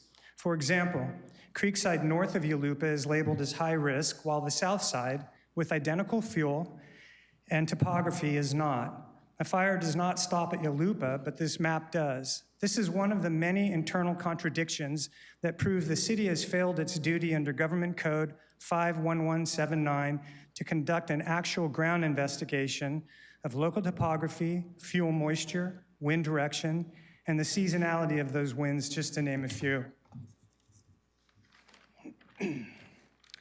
Under Santa Rosa Municipal Code, Matanzas Creek, which is also now known as the Firewick, is under the absolute dominion and control of the city. The city accepts millions in state and federal funds to maintain this natural habitat, which has now created a fire hazard. The city's failures to abate this hazard is the catalyst for this high-risk fire map. The city is effectively profiting from keeping the creek wild, while the residents of this neighborhood suffer the economic loss of skyrocketing insurance, the fire risk stigma creating a diminished home value, as well as the costs of hardening the properties. The city cannot privatize a risk of a public asset it receives money to maintain. Until the city fulfills its statutory duty and its municipal duty to abate the hazard it created, this vote on the proposed map must be stayed for both procedural and substantive grounds. Thank you. Thank you very much. Next up, we have Jennifer, followed by Patrice, and then John. A reminder, you can go to both sides so that we can rotate quickly. Do I need to hit the button, or am I on? Oh, we're on. Okay, good. Okay. Hi, my name is Jennifer McNeil. I'm also here on behalf of the residents of the Creekside neighborhood. The city of Santa Rosa has received significant financial infusions for fire safety, including its portion of the $95 million PG&E settlement and over $33 million in various state and federal mitigation grants, which are meant to handle community hazards. However, this reclassification proposal ignores that intent, shifts the entire financial burden onto the individual residents of the Creekside neighborhood. This results in the city retaining public funding while homeowners are forced to bear the cost of mandatory fire hardening, landscape removal, skyrocketing insurance premiums, and devalued properties. Our petition, which I served on City Council on May 6th, was signed by over 100 residents in our neighborhood, a large majority of who are retirees on fixed incomes. The other large demographic in our neighborhood are working families with small children due to multiple schools in our area. These neighbors cannot absorb massive insurance premium hikes. They cannot afford the thousands of dollars to retrofit homes and remove landscaping as required by high fire building codes. This reclassification causes home values to drop because of the stigma of being in a high fire area, just as these residents need their equity most, all while their monthly costs are forced upward by a map they had no voice in creating. You are pricing people out of their homes. The hazard the city cites as justification for this reclassification, Matanzas Creek, is the very hazard the city has failed to abate. Proximity to Matanzas Creek is used as a weapon against our neighborhood, yet the city refuses to perform the necessary maintenance and fuel reduction in Matanzas Creek, which is its responsibility. It is unjust to penalize homeowners for a hazard that has occurred due to city neglect. How do you tell homeowners that we have to fire harden our properties, but the city doesn't have to do theirs? We demand the council stay the vote on the proposed map for the Creekside area. We also demand that the council use the PG&E settlement and federal and state grants to harden the public areas before you demand that our neighborhood harden our private homes at the cost of our financial security. Thank you. Thank you very much. Next up is Patrice, followed by John, and then Mei Lee. Good evening, Vice Mayor and council members. My name is Patrice Doyle. I'm an attorney and resident of the Creekside neighborhood. Our notice of legal opposition was served on the city of Santa Rosa on May 6th. It documents a fundamental failure of municipal duty and a massive financial risk to the city's general fund. For years, the city has allowed hazardous fuel loads to accumulate on city-owned parcels and within the Matanzas Creek corridor. This maintenance is the responsibility of the city. Further, the city received millions in state and federal grants, including its share of the $95 million PG&E settlement, but yet it has done nothing. You're now attempting to reclassify our Creekside neighborhood as high fire risk. This demands that homeowners, including fixed-income seniors, pay for the fire hardening and landscaping to mitigate a risk that originates on city land. Further, you are creating a very real threat to our ability to maintain and pay for homeowners insurance, all because the city is shirking its responsibility. As a matter of law, this constitutes an inverse condemnation claim. By using our private properties as a buffer for your unmaintained land, you are damaging our property interests for public use without just compensation. If we prevail, the city will be required statutorily to pay our attorney's fees, expert witness costs, appraisal and engineering fees, and any other fees and costs incurred and granted by the court. By ignoring our May 6th notice of opposition, you are knowingly creating a multi-million-dollar liability.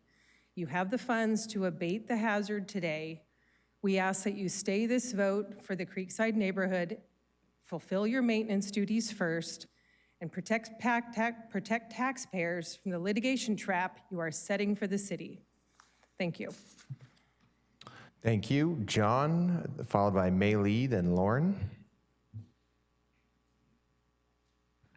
Hello, I'm John Pappas, and I've been a resident for Santa Rosa for over 50 years and live in the Creekside neighborhood. And we're not arguing that there's a fire risk. We're not arguing there's a risk. It's just the classification of the risk, and we're partners in risk management on this. The distance between the Annandale Heights high-risk classification and the Creekside neighborhood is about a mile and a half distance, and that seems to ignore fire science with embers traveling over a mile distance to reach our neighborhood.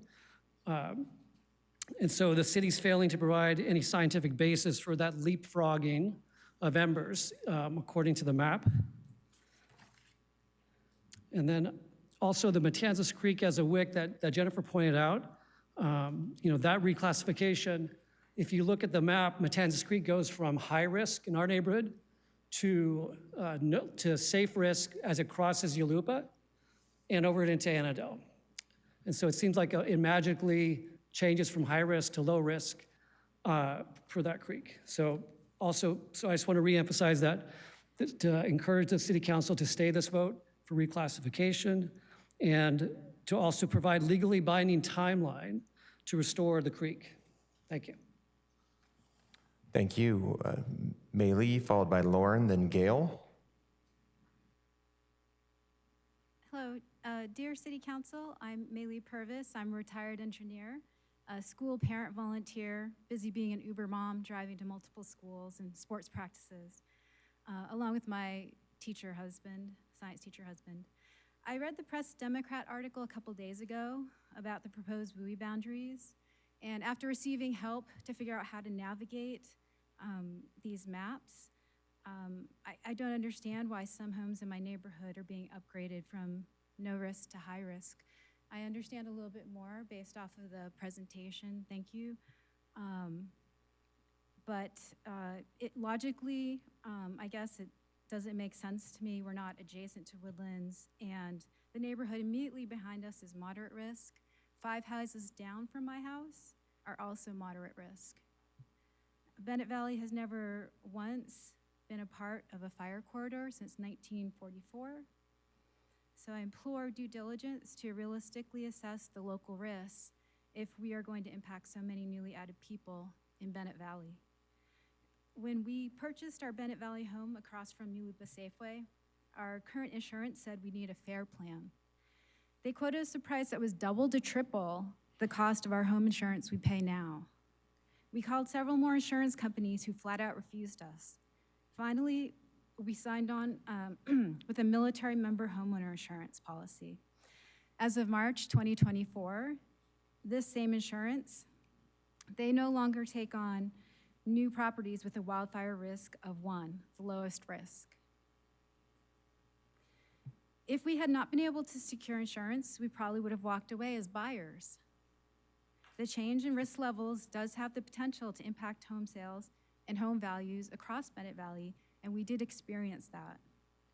Things are already in turmoil with respect, and I'm afraid that with this, things will get much more worse after we implement these changes. So I encourage a ground level local assessment, approaching this cautiously and thoughtfully.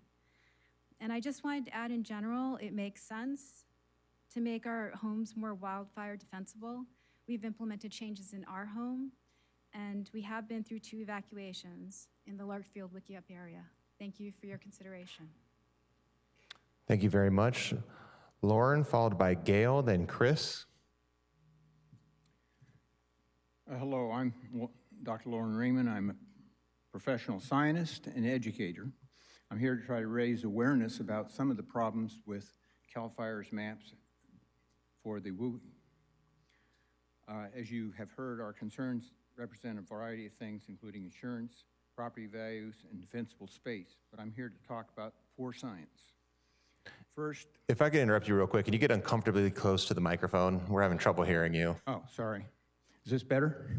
Perfect, thank you. Okay, I'm here to talk about poor science. Note that every major wildfire, starting with an unnamed 1870 fire, for example, a 1965 Hanley fire, the Tubbs, the Nuns, all of those were driven by winds out of the northeast to the southwest. Those are all the ones that affected Santa Rosa in or around nearby. No major wildfires are listed in the fire history to have formed on Taylor Mountain and spread north as a result of north-directed winds. 0 fires between 1898 and 2025. Now, I want to comment that winds associated with fog in the summertime are not the winds that CAL FIRE is concerned with. They talk about the 5% worst case scenario winds. So those winds are irrelevant. CAL FIRE's assessment of the Bennett Valley high hazard zone is based on south to north winds blowing from a fire on Taylor Mountain. Second, the so-called scientific method employed by CAL FIRE is highly flawed and produced incorrect results for Santa Rosa. CAL FIRE describes their method as one with a series of successive steps involving using data on fire history only between 1991 and 2020, and using other data, several estimates, averages, statistical probabilities, and multiple computer models interspersed with estimates and model output to yield zones. Clearly, the zones are based on a stacked set of inputs and outputs. This is really a house of cards in which one piece of faulty information leads to the collapse, and in this case, a failed prediction and an incorrect fire zone. An old but pertinent phrase about computer modeling is garbage in, garbage out. 2 things go in, model decision or design and data, and both design and data can be flawed. CAL FIRE needs to reassess the proposed fire hazard zones based on ground measurements of data, especially on fire season winds and major wildfire history over the past 70 years in Santa Rosa. Please ask them to do that as a council. Thank you for your hearing me. Thank you. Gail, followed by Chris. Hi, I'm Gail Seymour. I'm a 30-year property owner on Cypress Way in Santa Rosa. Thank you for the opportunity to speak tonight. Considering the many Santa Rosa residents who were unaware of the WUI proposed updates, I respectfully ask that you postpone your vote tonight and give us adequate time to investigate and to understand. I hope that you'll pay really close attention to the recent letter you received from Dr. Lauren Raymond, who just spoke. His expert meteorological analysis addresses specific concerns and questions. So the computer model modeled WUI analysis from CAL FIRE appears arbitrary and is inconsistent. I think we've heard the criteria that were used by CAL FIRE, but how were the criteria weighted? For instance, historic fire in an area like Coffee Park or Fountain Grove, how was that weighted when the model spit out its information or its data? CAL FIRE obviously did not confirm the data analysis through direct observation or ground truthing, and I think the city could do that and then give that information back to CAL FIRE. I know sister agencies don't like to challenge each other, but I don't think there's anything wrong with the city asking questions of the modeling that CAL FIRE conducted. And additionally, I want you to please consider your process of notifying the public. This was important information that we all needed to see back in early March. Your staff said when I called that the notices were sent and that they must have been mistaken for junk mail. I pay very good attention to all of my mail. I subscribe to the U.S. Postal Service photographs that come in every morning. It's called informed mail to see what I'm going to receive. I did not receive your notice. I've talked to over 50 people, and of those 50 people in the Cypress Creekside area, only 2 people recall seeing a notice. So if your staff thinks the notices were overlooked because they look like junk mail, then please consider in the future that you send out mail that looks more official and will be appropriate and will not be overlooked by recipients, because I think it's really important that we had this information a lot earlier. And thank you very much for your attention. Thank you. Chris.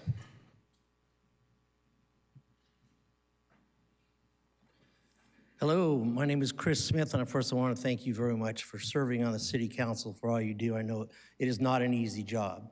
I was hoping to speak to you for less than 2 minutes about lines on a map. We all know that in modern times and all around the world, it can make a huge difference to your life, perhaps a devastating difference to your life, just exactly where you stand, where you walk, or where you live in relationship to a line on a map. Think of national borders and congressional districts and such. When I was fortunate to move onto Creekside Road in this beautiful city 35 years ago, my home was there was a line behind my home that said I was in a floodplain. And I thought, well, I'm a little surprised. Go up my backyard, like many of them, and you go down about 30 feet to Matanzas Creek. I couldn't hardly imagine how a flood could come up. But at any rate, somebody challenged the justification for that line on that map. And now I don't live in a floodplain, and I'm no longer paying flood insurance. But I did for a while live on that with that line on my map.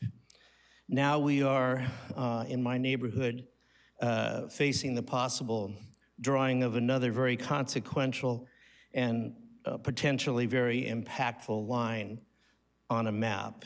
And you've heard, I'm sure, you've heard and read a lot of compelling justification for you to make sure that this line, the drawing of this line, is reviewed deeply. And we just want to make sure before you draw this line that we are sure that it is entirely logical, thoroughly researched, entirely legal, and ultimately justifiable. You can be sure, I think you've sensed, that this particular line on this particular map is very important to us. Thank you. Thank you, Chris. Is there anybody else that would like to speak on this item?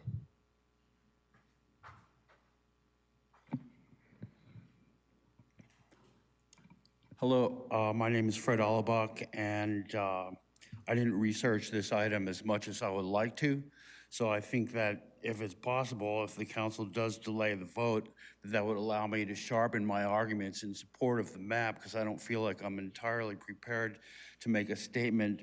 But I do kind of take exception to the fire marshal's presentation as being arbitrary and capricious, that the CAL FIRE data is garbage, that I think that a lot of times when you have a public policy conflict, that what you end up is alternate universes of facts colliding. And so it makes it seem like it's got to be all this way or that way. I think in general, when I look at I walk around Santa Rosa a lot, and I live in a flat area that, you know, I'm up against Embercast myself. And so I see that, and I also see the median household income maps in Santa Rosa. And so as soon as the topography goes up like 1 foot, the median household income and the median home value goes up a lot. And it's frequently those areas that come to housing project hearings where there's a proposed high density infill that the city has a plan for, and those folks say, well, we don't want that because that's gonna impede our evacuation. But then yet here you have a situation where you have people who maybe have to mitigate the hazards of where they live. So it seems like they kind of, the cohort in general maybe wants to have it both ways. And that doesn't seem really fair to me, but I'm not entirely prepared to address the Creekside area because I don't exactly know what the topography is there. But I think that this is a reckoning on where people live and what they need to do. And so if the city's gonna be asked to not do dense infill and then to not draw lines on maps where people live in foothills and elevated areas where they have to bear the responsibility of where they live, then that's an impossible situation for the city. So the city has to balance the affirmatively furthering fair housing law and the actual fire hazard, and come to some kind of public policy balance. And so home values are an issue, and in these areas they're much higher. So, and then also the idea that the creek is that ecosystem services are decreasing people's property values. I see sort of kind of reaching for almost any argument here. So that's just for now, and look forward to the rest. Thank you. Thank you. Is there anyone else that would like to speak on this item? Seeing none, we will close the public hearing. Before we come back to the dais, Division Chief, I saw you vigorously jotting some notes. Do you have some responses you'd like to give to some of the concerns you heard? Yeah, thank you, Vice Mayor. So I do appreciate the comments. I did hear some reoccurring themes, and in no particular order. I'll try and address as many of them as I can prior to hearing additional questions from council. I heard a lot of comments about the mapping of the risk areas, and I just want to reiterate the fact that has taken place. That was done as required by law. The city of Santa Rosa had to adopt those just like every other city that has local responsibility areas across the entire state of California, and that took place a little over a year ago. I did hear a number of comments about the Matanzas Creek. I can't speak specifically to what maintenance is or is not required on the creek. However, I'm happy to have a conversation with other departments within our city. I will tell you, though, that I do get a lot of feedback regarding creeks in general in different parts of our community, including Councilmember McDonald's district. I think one thing that's very important to note is that creeks, similar to portions of creeks that I've seen in the Matanzas Creek area, do act as green belts. When we've had communities that want fuel management, fuel reduction to take place in creeks, it has the potential to promote additional sunlight and the drying of the creek. We can use Mountain Hawk as an example of a lush green creek that is, quote, overgrown, and a part of Mountain Hawk where the creek was cut and opened, and the side of Mountain Hawk Drive on the north side completely burned and actually acted as a chimney to burn the home at the bottom of Mountain Hawk.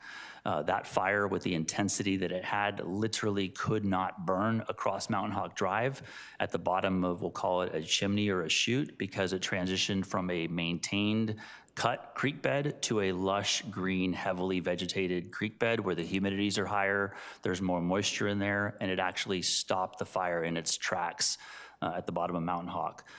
We got a lot of feedback from similar concerns in the Oakmont area, and have actually worked to not do that type of fuel, or convince them not to do that fuel reduction, to again act as a green belt and stop the spread of fires in certain part of our community.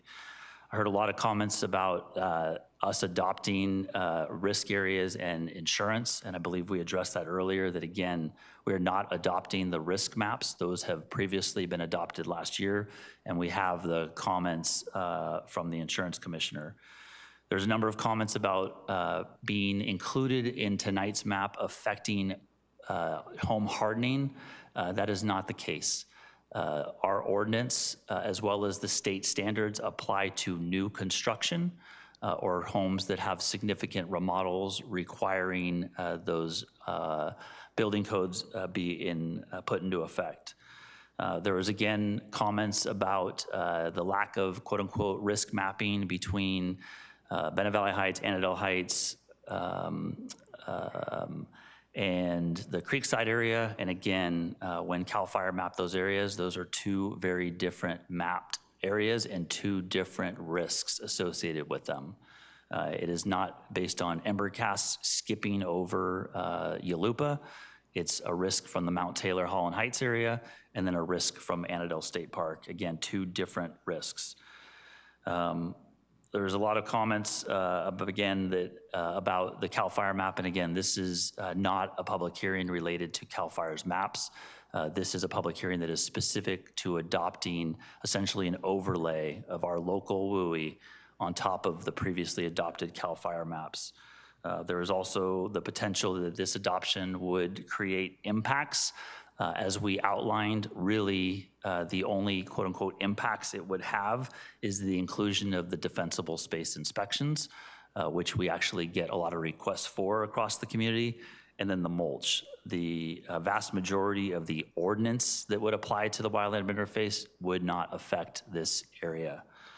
And then there was comments about areas that haven't historically burned not being considered a threat. That's exactly the opposite. And I think that's where a lot of the state's recommendations are coming from. The concern is areas that have not had fire history, and that it's only a matter of time that some of those areas could be impacted by fire. And the state has seen enough devastating fires in areas that had never had fire history, and what measures can be taken and should be taken to reduce that. There was also, lastly, the comment about not being at risk of a west wind event. That is absolutely not the case. We have had multiple fires in our community. We had a 50-acre fire on the west side of Santa Rosa a couple years ago. I'd have to go check the wind direction. I'm pretty sure it was out of the west, but we just burned a little over 2.5 acres in Fountain Grove with an afternoon wind just below Keysite.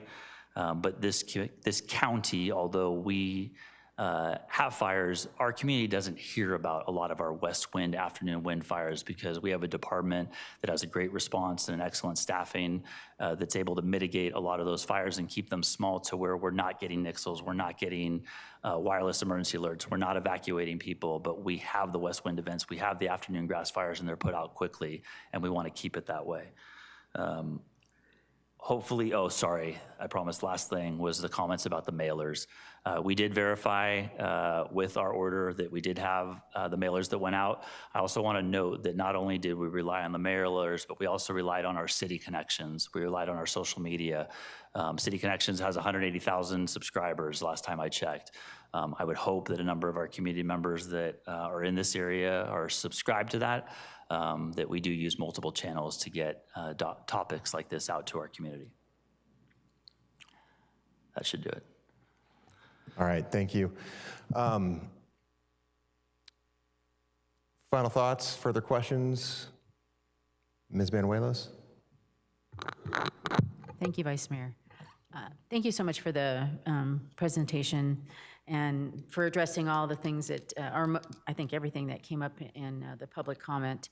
I just sort of wanted to clarify back kind of a couple things that I think I heard you say, and I just want to make sure I understand. So what we're trying to do tonight is make sure that our WUI boundaries overlay the state previously adopted, I think that's what you just said, boundaries.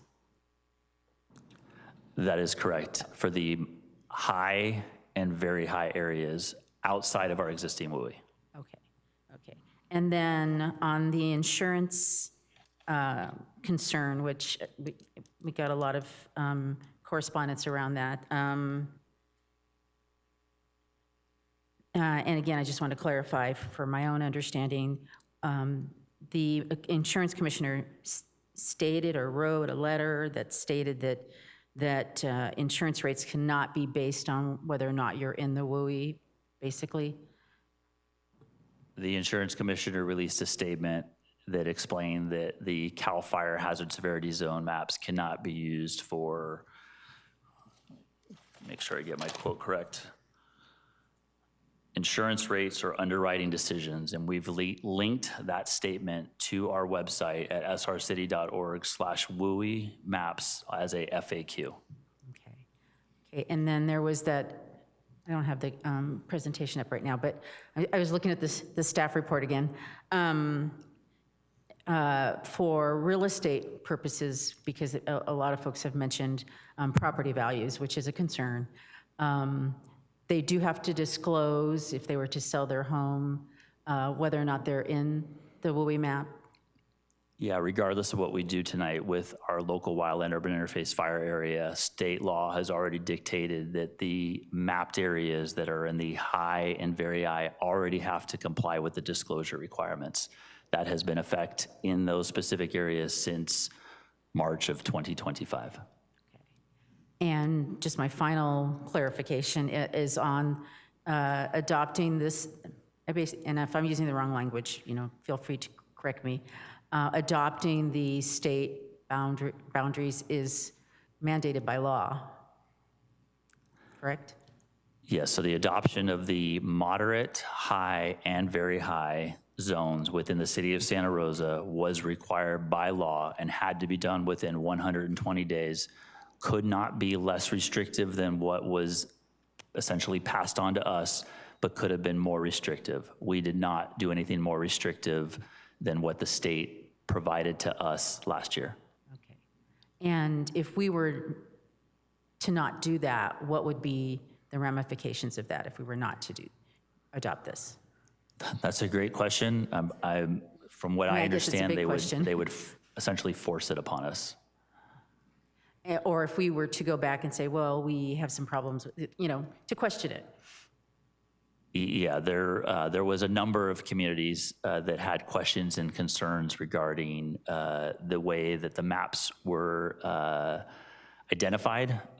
We specifically, on behalf of the city of Santa Rosa, actually attended a lot of the public hearings, as well as the feedback that we provided on behalf of the city well before they released our maps. We were actually providing feedback on the state's maps in their process. So we used the different avenues to provide feedback initially, and then it became very clear that these maps were moving forward. I sit on, obviously, a number of different working groups, and there was a number of frustrations and concerns that were shared by fire officials across the state, but they were moved forward under state law. Okay, thank you. All right, Ms. Fleming? Thank you. Councilmember Branuelos asked the majority of my questions. I had one remaining question, which is what authority does the insurance commissioner have to hold these insurance companies to his preferences about their implementation of his opinions? Is it binding in any way?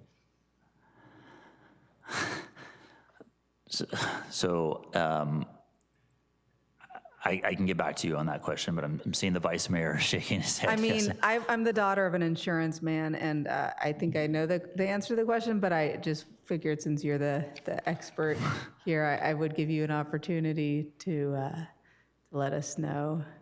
Okay, thank you. Any other questions? Final thoughts? Councilmember McDonald? Thank you. I just have one question. Would there be any risk for the city if we decided to not adopt the maps that you present to us tonight? I don't know if risk is the right word.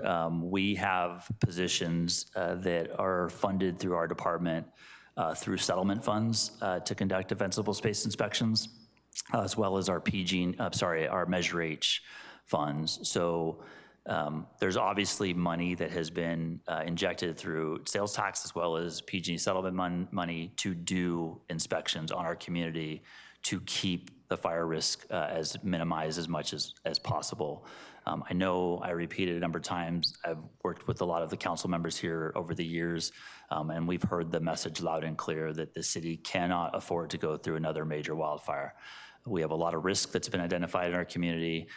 We want to continue to do the defensible space inspections, as well as have the adherence to the ordinance uniformly across our community where applicable. So the only risk per se would be delaying us the ability to take some of those proactive measures in those mapped areas, especially as we head into this next quote unquote fire season.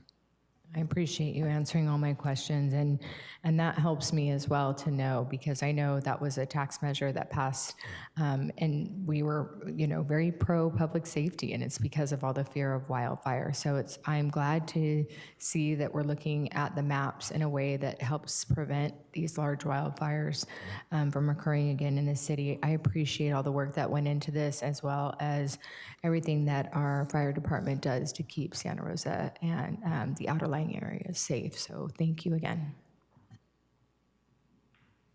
All right. I have a comment. Go ahead.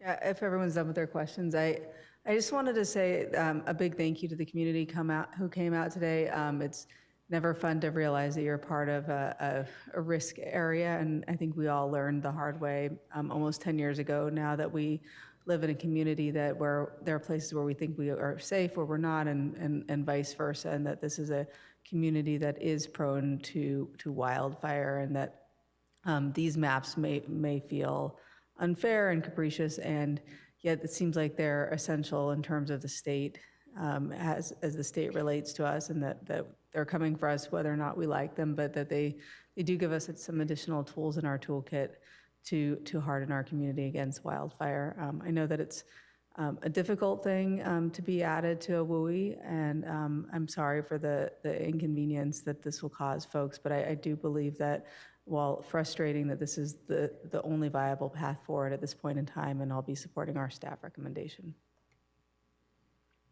Any other final comments? My time to shine. All right, so I'm not big on, I'm not an expert in maps. I'm not an expert in fire movements. However, I have been a licensed insurance agent for 20 years. So to answer some of your questions, Prop 103 defines how rates are determined. It is something that is the black and white of the law. However, the insurance commissioner can issue what are called bulletins, which is what you're referring to, and then also in filings and disapproval letters, they can essentially make legally binding statements which are enforceable. An example of that is last week, State Farm was hit with over 300 violations by the, not with maps, but in another matter, 300 violations of California code and violations of the California Department of Insurance. So that's that. But what I will say, moving on from that, is thank you so much for this presentation. Thank you again to the community for coming out. It is not an easy thing to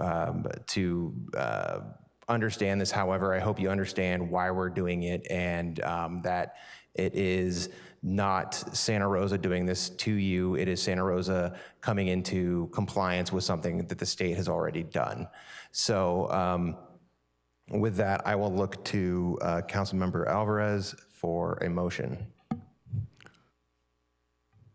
Thank you, Vice Mayor.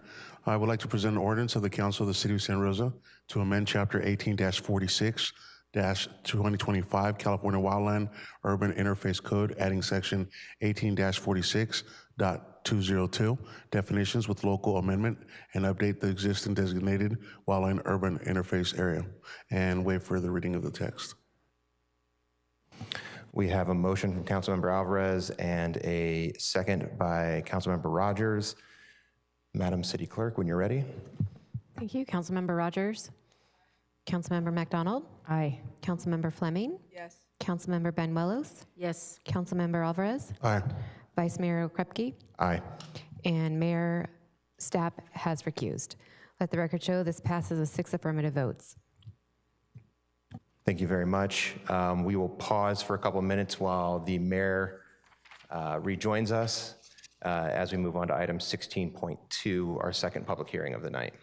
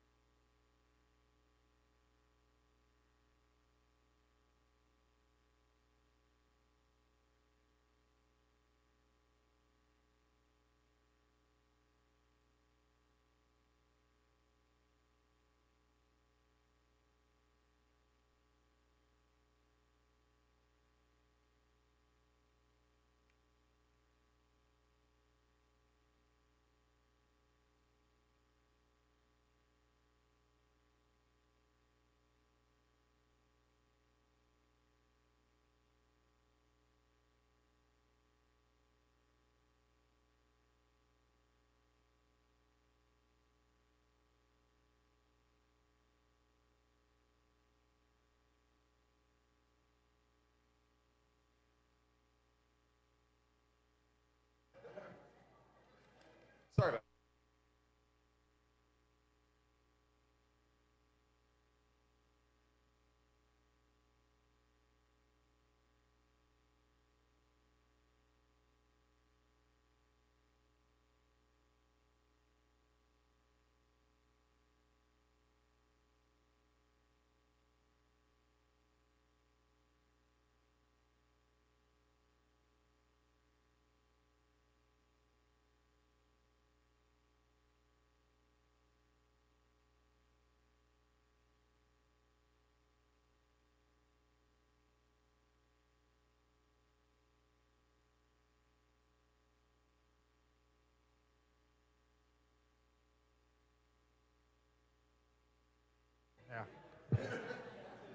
All right, folks, thanks for your patience. For those of you who are fans of public hearing, rest assured we have 3 more tonight. So settle in. We're going to move on. Raise your hand if you're here for the Spring Lake item. There we go. All right, keep your hands up if you prefer to go home sooner rather than later. Why don't we bump that one up? And we have been at it since about 3 o'clock. So what we're going to do is we're going to do the Spring Lake item, then we're going to take a short break for council, and then come back and do the remaining public hearings. But let's go on right now to item 16.3, our public hearing regarding the Spring Lake Village East Grove. Sorry to, I'm causing staff to have to pick this one up off the bounce. Apologies.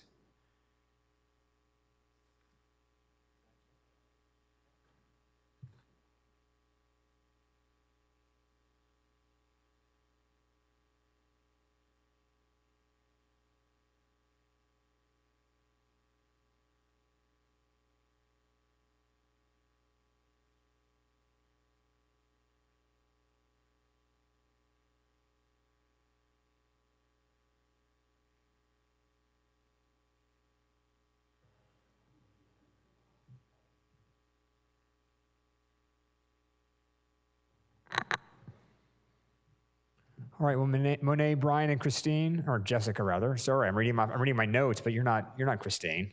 So good to see you.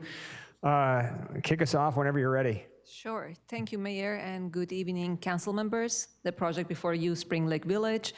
The project is expansion of the existing Spring Lake Village Continuing Care Retirement Community located on Montgomery Drive, and it's proposing to expand to a nearby project by adding 32 new living units, senior living units.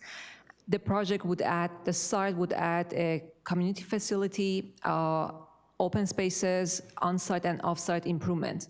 The image below shows the existing Spring Lake Village campus in orange and the proposed expansion in red.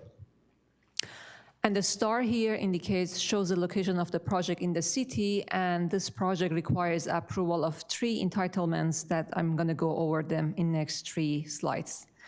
So the project requires approval of a minor conditional use permit. Per our zoning code, every community care facility with more than 6 beds requires approval of a use permit and has to be placed at least 300 feet from another facility.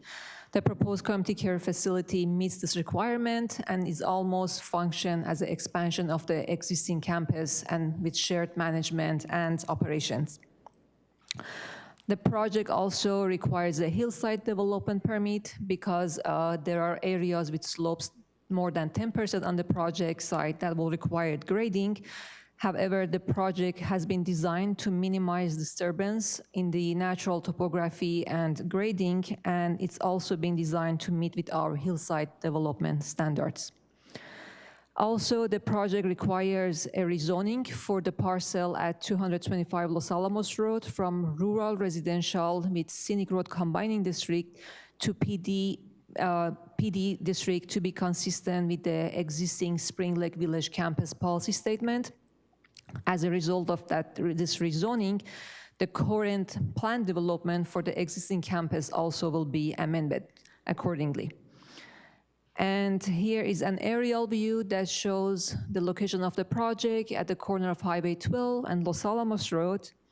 And here I will go over the history of this project.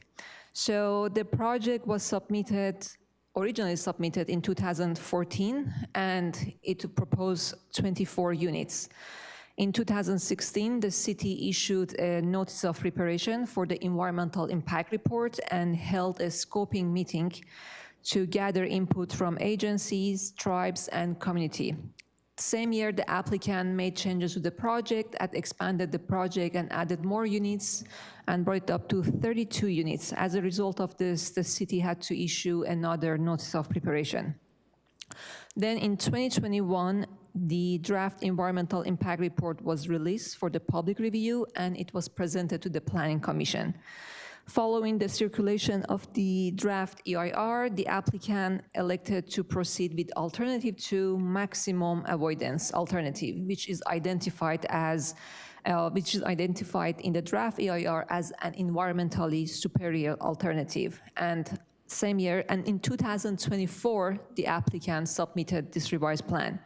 The same year, the project was presented to the Design Review Board as a concept item, and in 2025, following additional consultation with the tribe, the applicant made further modifications to this alternative and submitted revised plans. On March 11 of this year, the final environmental impact report was released for review, and on March 26, the project was presented to the Planning Commission, which unanimously recommended approval to the City Council of all entitlements and certification of the final EIR. So here is the modified version of Alternative 2 that was submitted in 2025, which is the project before you. This modified version of Alternative 2 reduces the overall development footprint and minimizes ground disturbance. Also, from 2016 to 2026, the city held tribal consultations with representatives from Little Rancheria and Federated Indians of Grayton Rancheria, which started with AB 52 notification, and this included meetings, site visit, and additional cultural resource studies. Tribal input led to changes to the project design and also additional site testing to mitigate impacts on cultural resources. Last year, in June 2025, the city sent the pre-closure letter to the Federated Indian Greater Rancheria, and following by the final closure letter on April 20th of this year. And as for CEQA, I will hand it over to our consultant to go over the CEQA process and summarize the key analysis of the environmental impact report. All right, good evening, Mayor, staff, council members. I'm Brian Bacciarini, an environmental planner with GHD here in Santa Rosa. So tonight I'll just provide a brief, about 5-minute overview of the environmental impact report for this project. An EIR is the highest level of environmental review under the California Environmental Quality Act. It evaluated an originally proposed project along with one design alternative. During public review, the comments were received at a planning commission public hearing, as well as through written letters from the public and reviewing agencies. Next slide. So the draft EIR identified impacts and mitigation measures for the topics listed here. So for wildfire, mitigation is included to reduce the potential for fire during construction. For noise, mitigation includes reducing construction noise and vibration, and then for ensuring the mechanical equipment and the emergency generator all meet the city's noise limits. For bike safety, mitigation includes new signage along Los Alamos Road. For biological resources, mitigation includes protections for special status species, nesting birds and bats. Mitigation also includes compensating for fill of a small seasonal wetland on the site and a roadside drainage, and for protection and replacement of trees in accordance with the city's tree ordinance. Mitigation is also included to prevent erosion, protect water quality, and to prevent potential impacts to paleontological resources if they were encountered. And as Monet said, for cultural and tribal cultural resources, mitigation includes a treatment plan in coordination with Native American tribes, monitoring, avoidance measures, and other procedures to minimize disturbance. So in addition to the topics listed here, the EIR also includes requirements for implementing geotechnical design recommendations, compliance with the California Building Code, the California Fire Code, the Santa Rosa Fire Department standards, local ordinances, as well as air quality and greenhouse gas control measures during construction. The originally proposed project resulted in 3 significant unavoidable impacts. Alternative 2 did not result in significant unavoidable impacts. So for that reason, it was identified as the environmentally superior alternative. The next few slides will just highlight a few of the changes to the project and the environmental setting that are discussed in the final EIR, including the revised version of Alternative 2, off-site transit improvements, and then changes to the Los Alamos Road frontage near the project site. So as Monet explained, after the draft EIR was released, the project was essentially paused. The city and the applicant took a look at the project and the alternatives, and the focus shifted to Alternative 2. So the city then conducted additional Native American tribal consultation and additional departmental reviews on the revised plans. A refined version of Alternative 2 was developed and is now the project being proposed, and the modifications were evaluated in the final EIR. Another change was the addition of off-site improvements along Highway 12. These include moving the westbound bus stop, so shown here on the north side of Highway 12, to before Los Alamos Road intersection, and then extending the sidewalk to the eastbound stop on the south side of the highway to improve ADA access. Another change was to the environmental setting along Los Alamos Road. So after the draft EIR was released, PG&E completed utility work within the city right-of-way, including a new utility vault, driveway, utility lines shown in this picture. So the final EIR discusses and reviewed these changes. This slide summarizes what's included in the final EIR, includes copies of all the written comment letters, summary of the public and planning commission comments, and then responses to every comment received. The final EIR includes 8 master responses that address a lot of the common concerns, along with an evaluation of the project changes discussed earlier. The city looked very closely at whether recirculation of the draft EIR was required, and it was not. The proposed project is now a refinement of an alternative that was already evaluated in the draft EIR, and the changes did not create new or worse impacts. So for the final slide and summary, the draft EIR evaluated an original project and alternative 2. Alternative 2 was identified as the environmentally superior alternative. The draft EIR was circulated for review and comments were received. After that, the project was paused, allowed time to further evaluate and refine that alternative 2. So a modified version of alternative 2 is now proposed, and the final EIR documents the full secret record for the project. Monet? So with that, the Planning Commission and the Planning and Economic Development Department recommend that the council by 3 resolutions and 2 ordinances. 1, certify the final environmental impact report and adopt the CEQA findings of fact and mitigation monitoring and reporting program. Introduce an ordinance to amend the text of the Spring Lake Village Plan Development Policy Statement, and introduce an ordinance to rezone the property located at 225 Los Alamos Road from rural residential scenic road to planned development scenic road, and approve a minor conditional use permit for the community care facility and approve a hillside development permit. That was our report and presentation. The applicant has a verbal presentation that if there are no questions for staff, we can listen to their presentation.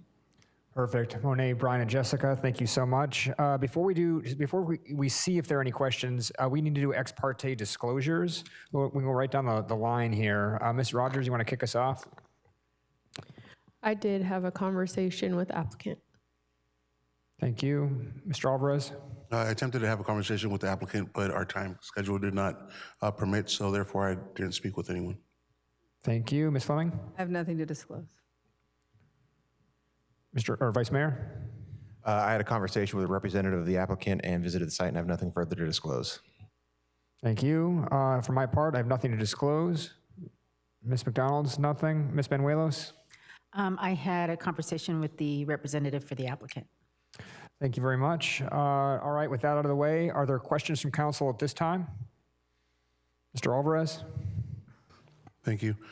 You stated that the tribal entities identified issues. Did I get that part right at the origination of the project?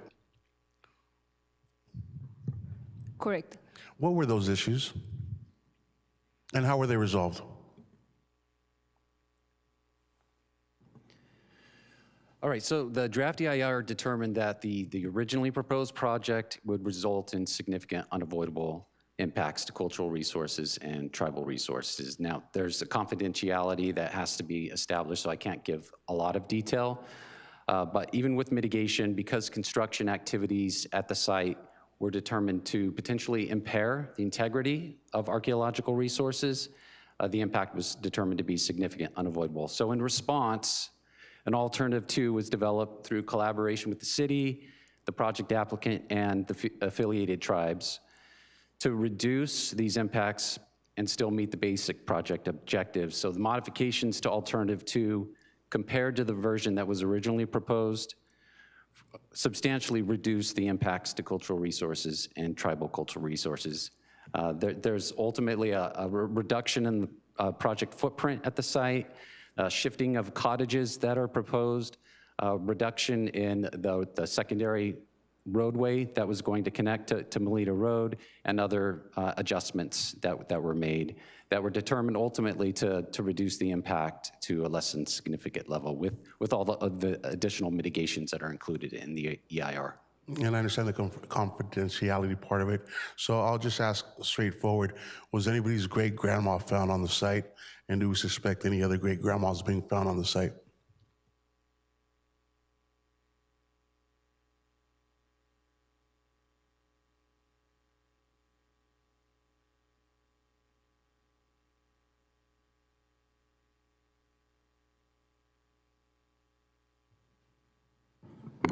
I think there's limited things that we can disclose about what was found in that. So I don't know if our city attorney wants to, our assistant city attorney wants to speak more to that.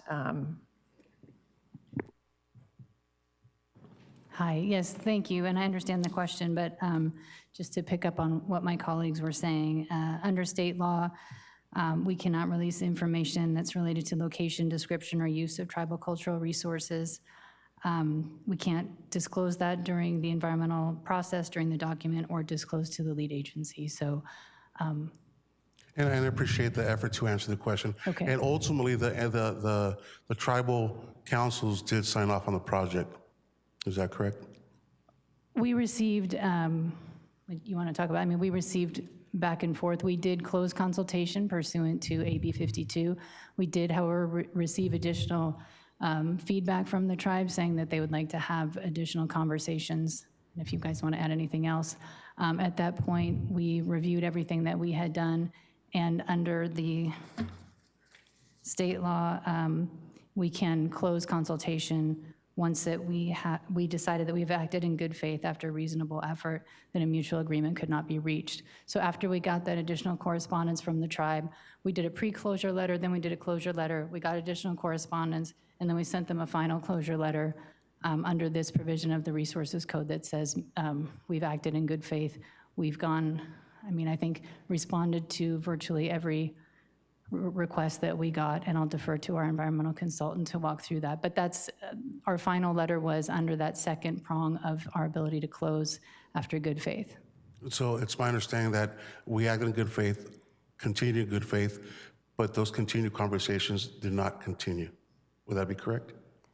The last round of The last round, correct. additional conversations, correct. Although I will note that the last mitigation measures that they requested, which had to do with testing in additional areas that had not been previously tested, the city and the applicant team did agree to that. So in the final round of negotiations, if you will, or discussions, we did go ahead and add that mitigation such that I believe the entire site will be tested, and I want to defer to this guy for how that works, but we did add that mitigation measure, which was quite significant at the end.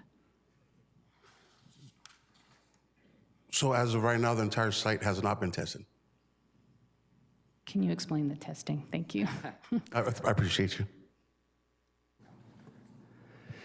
So there was a number of studies that were done, Councilman Alvarez, over the course of the environmental review, ground penetrating radar, canine forensic subsurface investigations, surface surveys. So different types of surveys and studies have been developed on different areas of the site.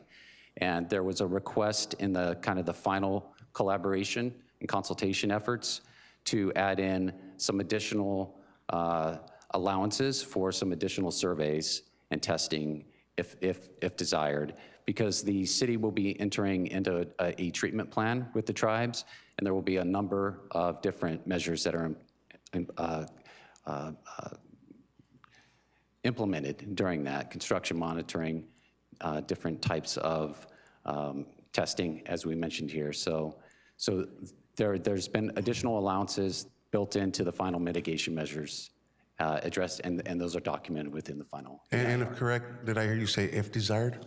So at this point, it has not been desired to do complete testing on the entire site? During the environmental impact report process, there was not a request by the tribe to do additional studies throughout the site, but at the end, there was a discussion of potentially having the allowances to do that. Okay.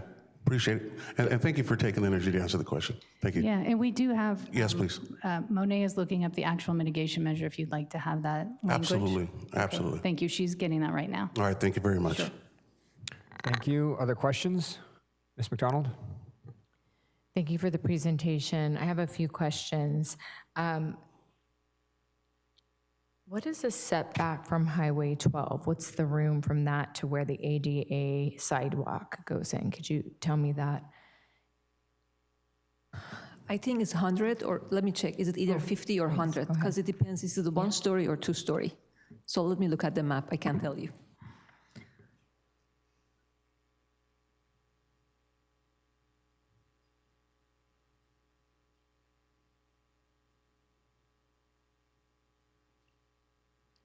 And the reason I ask this is because we get asked a lot, specifically in District 3, about evacuation routes, and that'll lead me to my next question. And there's been some conversations about putting potentially like a bike path along the front of some of these developments to help to serve not just as a bike path, but as potentially an evacuation route if necessary. It's nothing on the books, it's just discussions I've had over time with Supervisor Gorin, and so I thought I'd ask to see what that distance is, to see if there would be any potential of the ability to add a bike path along the front of this development. That is 50 feet. Okay, I think that's wide enough for a bike path. Thank you for that. And I can just add, so the project actually would widen and restripe a section of Los Alamos Road to provide a 5-foot wide Class 2 bike lane adjacent to the project site. That's consistent with what's envisioned in the Santa Rosa Bike and Pedestrian Master Plan. that's actually very helpful. Thank you for adding that on. I appreciate that. Just to ask a couple more, on slide 16, PG&E had brought in the power lines. Are those power lines going to be buried, or are those going to be above ground power lines? Those are already installed, and they're below ground with Great. That's good to know. I know PG&E has been working, or I haven't heard of much work, to be honest, from them, but to make sure that those lines are buried makes it safer for fire issues. What if something else was found during construction from a cultural aspect? It's something that Councilmember Alvarez said. Do we have people out there ensuring that if somebody was found or if there were artifacts found, does construction stop, and how's that mitigated? Just because this is not something I've heard that in the past where we've had this concern. Yeah, so mitigation, there's 4 different mitigation measures related to cultural resources that are identified in the EIR, and we have a copy for you of the language here. So the first measure is related to developing a cultural resources treatment plan, and as part of that, there's coordination with the tribe to identify the different types of measures that would be taken during the construction process. So there's protection and preservation, there's pre-construction, data recovery, construction monitoring, all of that occurs. So during construction process, there would be representatives of the tribe, there would be archaeologists on site, all collaborating together. So in the event that something is identified, through this treatment plan that's developed, there's a whole procedure in place to how to respond to that. Thank you. On the new maps, has anyone done a crosswalk with the new fire maps that we just had the hearing on a moment before to see if this was designated in a high risk or very high risk area? So Paul Lowenthal can answer that.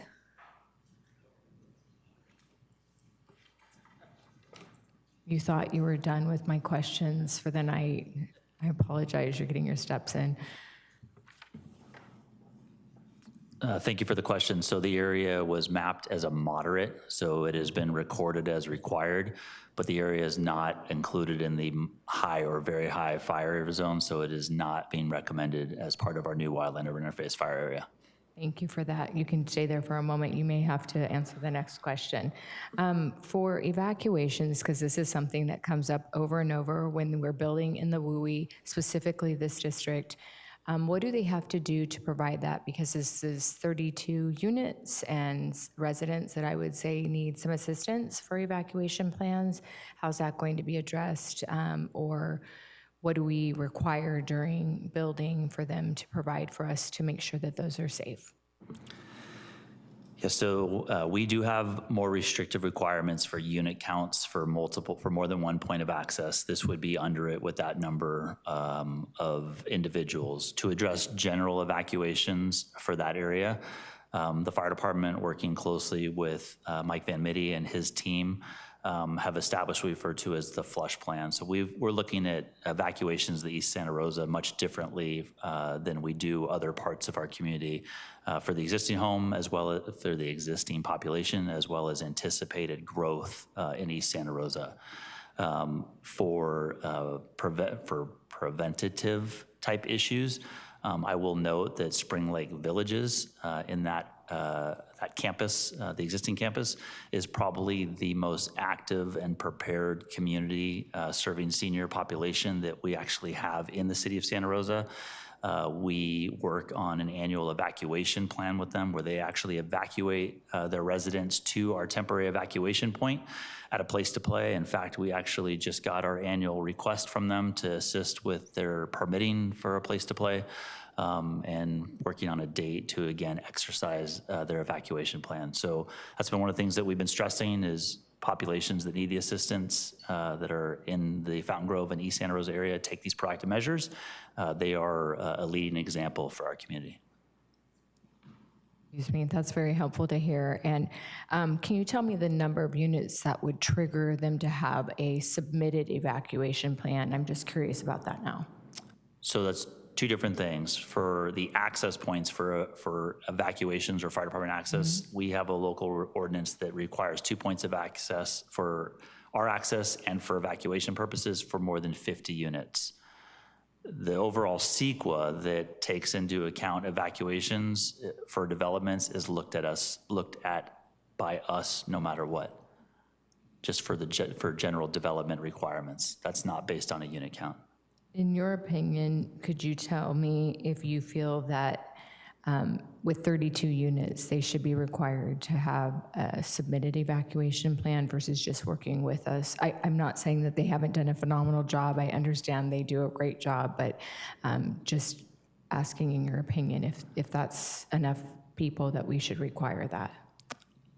So I would have to defer to the applicant, but if the process or the thought was to take the expansion and incorporate it into their existing plans that they already have, then from the fire department standpoint, that would be then more than enough for us from a evacuation planning perspective. Again, they have evacuation plans that exist for Spring Lake Village campus. It's the points of access then. It would require 2 versus the 1? No, this would only require the 1 point of access onto Los Alamos Road from a code perspective if it remained under 50 units. That's right, but I'm saying, in your opinion, is 50 units an appropriate number for safety for evacuation? Or should the city consider lowering that number because we're seeing that they need 2 points of access for safety? I know what our current code says. It says this. I'm asking, in your opinion, specifically in the WUI, would it behoove us to actually look at that number and reduce how many units are required or pull that trigger to having to have 2 access points? So the city's code right now is more restrictive than state law already and has a lower number for the 2nd point of access. That's very helpful. Thank you so much. Thank you. Any other questions from council? Seeing none, we are going to open the public hearing. Oh, Mayor. We'll do the presentation. My apologies. All right, we'll start with the presentation whenever you're ready. Council, thank you for considering this application. I am Mary McMullen. I'm the Chief Operating Officer for Front Porch, which is the nonprofit owner of Spring Lake Village. I'm here with Ferdy Buat, who is the Executive Director of Spring Lake Village. Just want to note that as a nonprofit organization, our mission is to inspire and build community, creating meaningful relationships and responding creatively to changing needs. Here in Santa Rosa, we serve many folks at Spring Lake Village, at Friends House, at Jennings Court, which is an affordable housing community, and we have been part of the community for 40 years. So I do think it's important to express how this modest development will add to the need and address the need for senior housing, but also free up general housing. And what I mean by that is we attract local folks who move to our community and then free up their housing for new families in Santa Rosa. And all of this helps achieve Santa Rosa's housing plan and build community, which is important to both of us.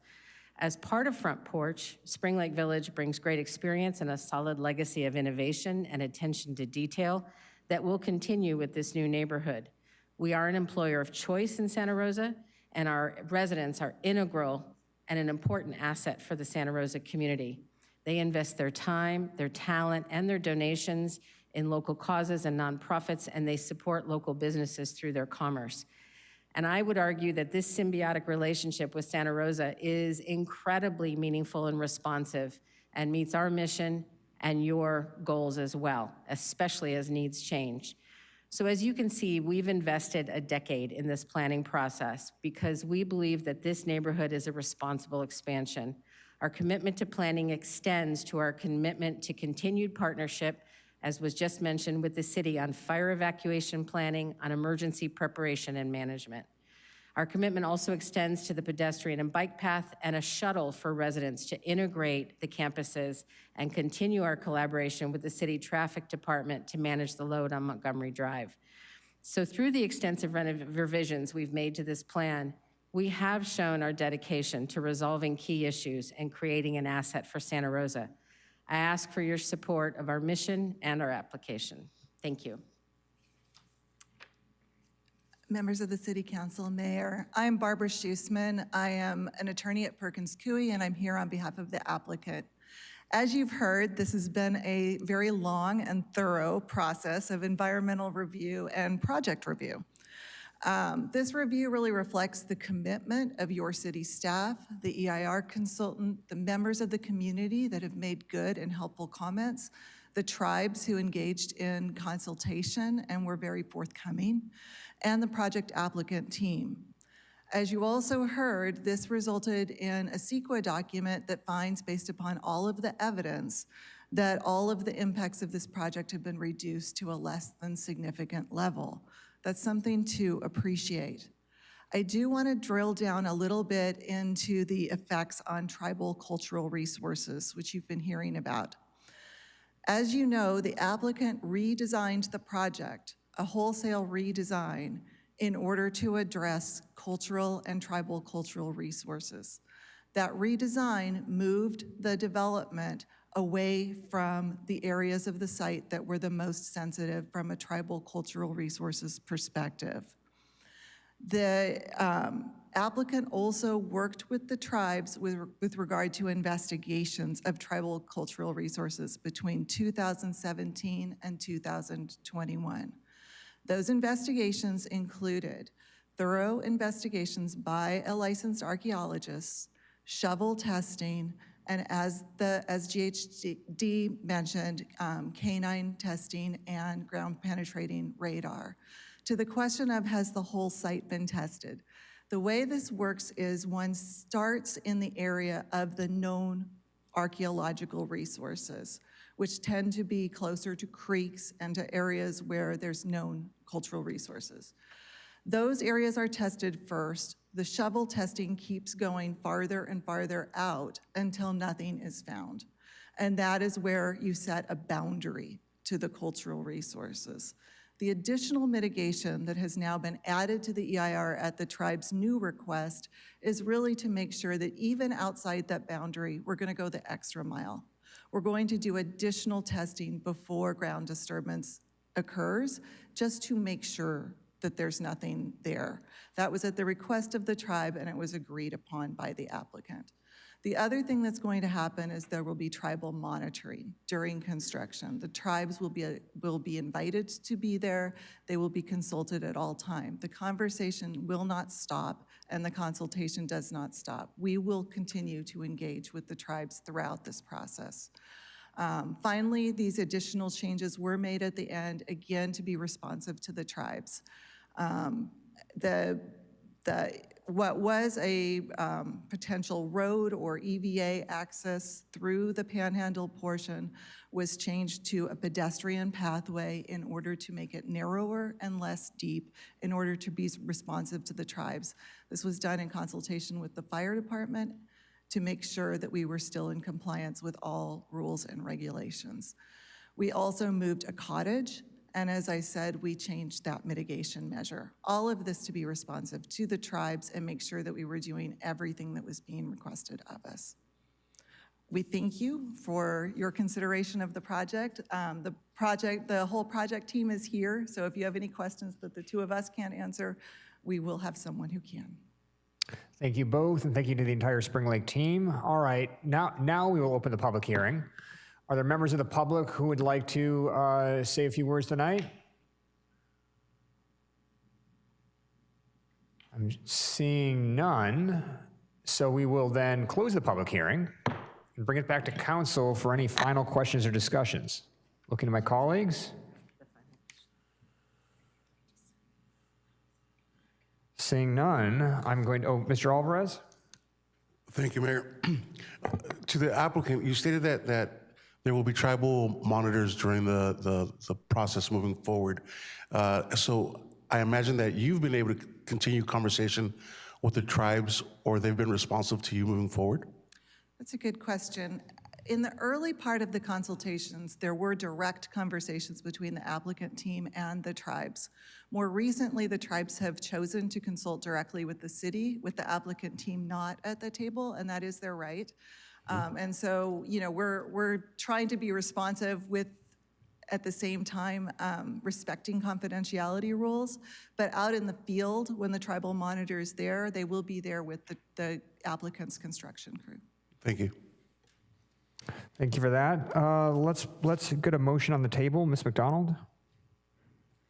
Thank you, Mayor. I've been advised that I can do this in 3 motions.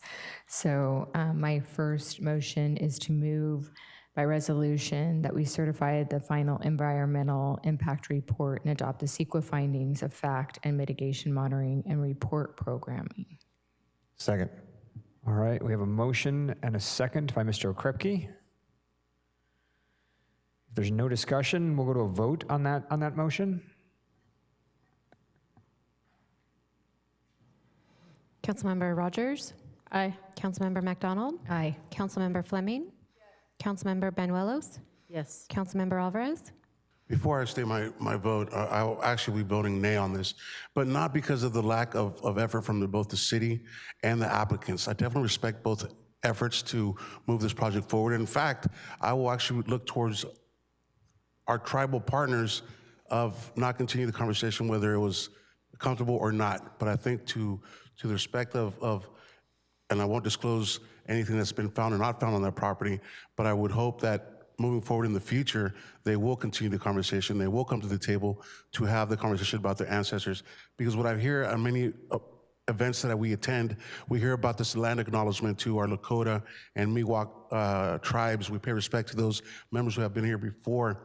We look at the city of Santa Rosa, but yeah, we kind of bury that history, and I don't want to see that continue to happen in the future out of respect to those, or the saying goes, if you forget your history, you're doomed to repeat it, right? So with that being said, I will vote no, but I definitely respect both the energy that's been put up, the respect that's been given to the project in itself, and I definitely do acknowledge that moving forward. Thank you. Vice Mayor Okrepke? Aye. Mayor Stepp? Yes. Let the record show this motion passes with 6 affirmative votes. And then I'd like to introduce the 2 ordinances, 1 and 2, as presented by staff and on slide number 20. Second. We have a motion and a second again by Mr. Okrepke. Madam City Clerk, you may call the roll or call the vote whenever. Thank you, Mayor. Councilmember Rogers? Aye. Councilmember MacDonald? Aye. Councilmember Fleming? Councilmember Banuelos? Yes. Councilmember Alvarez? Nay with the same appreciation. Vice Mayor Okrepke? Aye. Mayor Stepp? Yes. Let the record show this motion passes with 6 affirmative votes. And then I will be moving resolutions 2 and 3 presented by staff related to the conditional use permit and the hillside development permit. Second. We have a motion and a second again by Mr. Okrepke. Madam City Clerk, we can call the vote. Thank you. Councilmember Rogers? Aye. Councilmember MacDonald? Aye. Councilmember Fleming? Councilmember Banuelos? Yes. Councilmember Alvarez? Nay. Vice Mayor Okrepke? Aye. Mayor Stepp? Yes. Let the record show this motion passes with 6 affirmative votes. Thank you all. All right, as was forewarned, because council's been at it for well over 4 hours now, we're gonna take a 20-minute break, but we're gonna be strict. To my colleagues who like to linger over their dinner, it's not gonna happen tonight. We're back here at 7:35. Thank you, everyone. Thanks for your patience.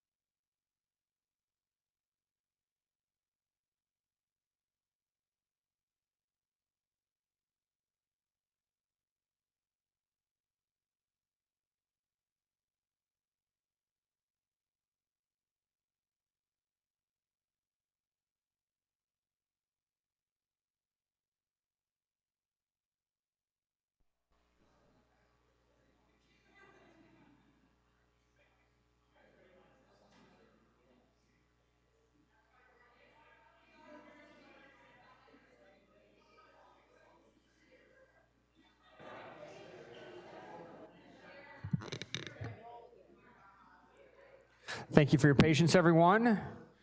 It's precisely 20 minutes since we went into recess and we were back. I'm sure my colleagues are making their way down the steps right now. Madam City Clerk, would you please call the roll? Thank you, Mayor. Councilmember Rogers, Councilmember McDonald, Councilmember Fleming, Councilmember Banuelos. Here. Councilmember Alvarez. Present. Vice Mayor Okrepke. Here. Mayor Stapp. Here. Let the record show that all council members are present with the exception of Councilmember Fleming. Thank you very much. All right, we'll go back to our public hearings. 2 more to go. Item 16.2, our public hearing on 1977 Marsh Road pre-zoning. Let's see, we've got Hannah with us tonight, and Monet.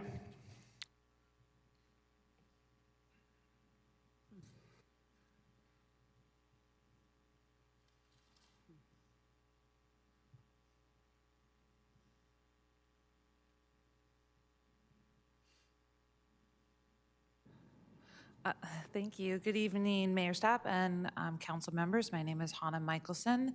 I am the project planner for 1977 Marsh Road, pre-zoning and request for annexation. This property is located at 1977 Marsh Road, which is currently unincorporated and adjacent to properties within the city's limits. It's currently developed with a single-family dwelling, and the parcel is 1.05 acres. The purpose of this annexation is to obtain city sewer service to support the future construction of an accessory dwelling unit. The project is located in the northwest quadrant of the city, and it's within an unincorporated county island. The general plan land use is very low density residential. To the west is very low residential. To the north is low residential. To the east is low density residential, and to the south is very low density residential. The proposed zoning district is RR20, which is consistent with the general plan's land use of very low density residential, and also consistent with surrounding RR20 parcels in the area. Here's the subject parcel. It's accessible via Marsh Road off of a shared private driveway, and it's located about 0.08 miles west of Marlow Road. This project has been reviewed in compliance with the California Environmental Quality Act, CEQA, and it qualifies for CEQA 15183 in that the pre-zoning is consistent with the general plan. It qualifies for an exemption under section 15183. And additionally, it qualifies for an exemption under section 15319 in that the future annexation of existing private structures developed to the density allowed under the pre-zoning classification. The project fits that description. The project received one public inquiry wondering about the size of current and planned future sewer lines and the cost to connect to the future sewer lines. This was answered by the Water Engineering Division, and no further public comments were raised after this one. Therefore, it is recommended that the Planning Commission and Planning and Economic Development Department, recommends that the council by ordinance introduce an ordinance to pre-zone the property located at 1977 Marsh Road to the RR20 Rural Residential Zoning District, consistent with the very low density residential general plan land use designation. And this concludes my presentation. I'm here to answer any questions. That was brilliantly succinct, huh? Thank you so much. Before we go to questions, we got to do ex parte disclosures. We'll go on the line here again. Ms. Rogers, anything to disclose? No, Mayor. None. Nothing to disclose. Nothing to disclose? Nothing to discuss. Nothing. All right, nothing to disclose from any of us. Any questions from our group? All right, no questions. We will open the public hearing.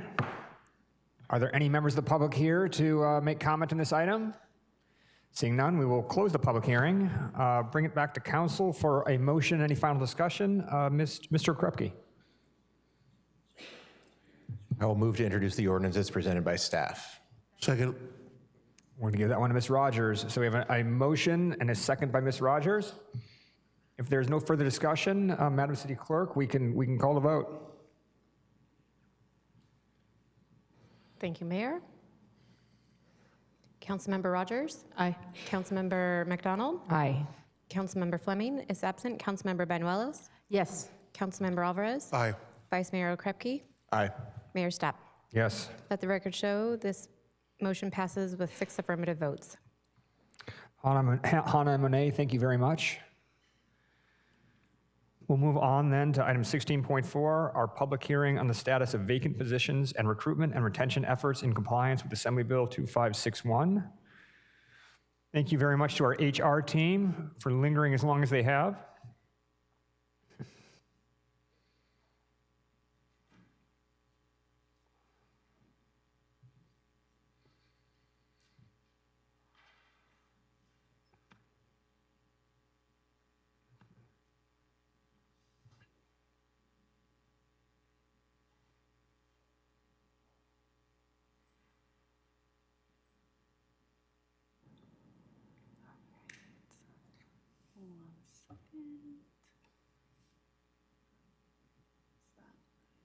Is it up? Okay.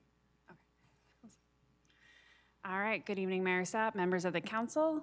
I'm Dominique Blanqui. I'm here to present AB 2561, and with me is my deputy director, Gobu Gasemia.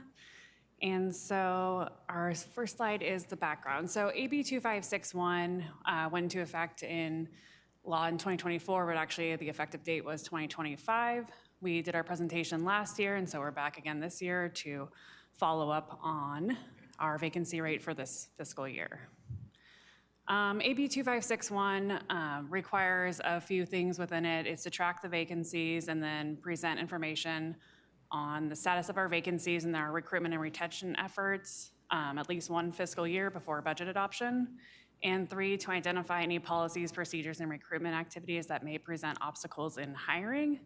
In addition, there are some other triggers related to additional obligations when the vacancy rate reaches a 20%. And it also gives the unions an opportunity to present to the governing bodies and make a statement. So within our workforce information, basically there's 1,277 positions budgeted within the city. Under there is all of our different departments that run our city. And then our citywide vacancy rate as of March 26 was 9.2%.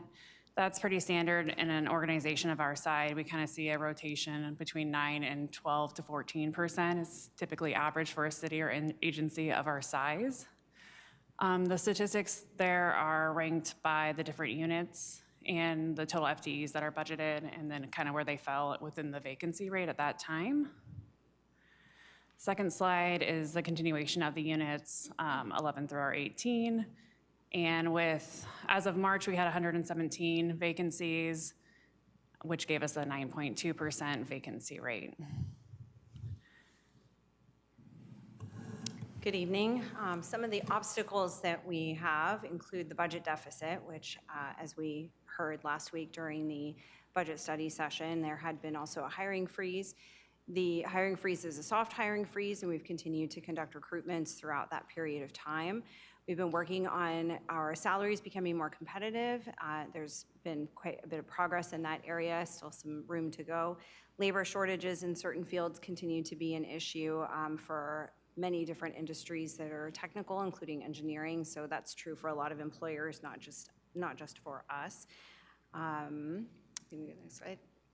This is just a general overview of the recruitment process. As a merit-based agency, we have to provide recruitments that follow this type of a plan. This is the typical recruitment process for most public sector agencies. We advertise our vacancies. We have exam steps along the way. There are interview panels, examinations, background, and then, of course, the hiring stages that take place as well. Some folks like a pictorial depiction, so this is a more visual overview of the same process and steps that I just talked about. Some of the recruitment sources that we use are presented here on this slide. We try to target a lot of different sources so that we have blanket coverage of our recruitments. And for some industries, we have to take a more targeted approach with certain journals or places where they would find those advertisements. Our recommendation tonight is to accept the vacancy report and conduct the public hearing. We are here to answer any questions that you may have, and as Director Blanke mentioned, the unions are also able to provide presentation as well, which has been requested by our Teamsters labor representative, Robert Maddock, who is here this evening. Wonderful. Thank you both for this presentation. And Mr. Maddock, do we want to do that presentation right now? Please. Why don't you come up here?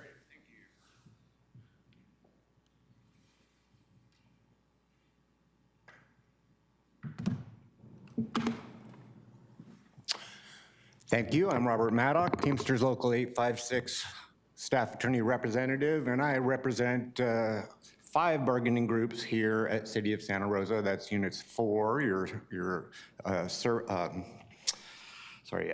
support services, Unit 6, the professional unit, Unit 7, the technical unit, Unit 17, which are your city attorneys, and Unit 18, your mid-managers. That's over 500 of your employees here at City of Santa Rosa. And I can tell you that vacancies are one of the biggest problems. Of course, I've been here before you to tell you how big pay was a problem, and I really do appreciate the efforts that have been made so far. I think they are significant in terms of how that has affected the vacancy rate itself. I've spoken with some of your department heads, including at Water. The change in the pay structure and improvements are making a difference in the retention of quality employees and actually recruiting more employees. I also want to share with you in terms of some of the vacancy issues regarding some of the technical skills such as engineering. One of the ways that I think the HR team has and we've worked together is to remove some of the licensing requirements that aren't really necessary for some of your supervisory positions in management. I think that's a benefit. There can always be an engineering license if someone has it, but you open more positions to quality people to get into those deputy director and director positions and mid-level management. A couple of things I really want to mention about the specifics in the vacancy, pointing to Unit 7, the technical unit.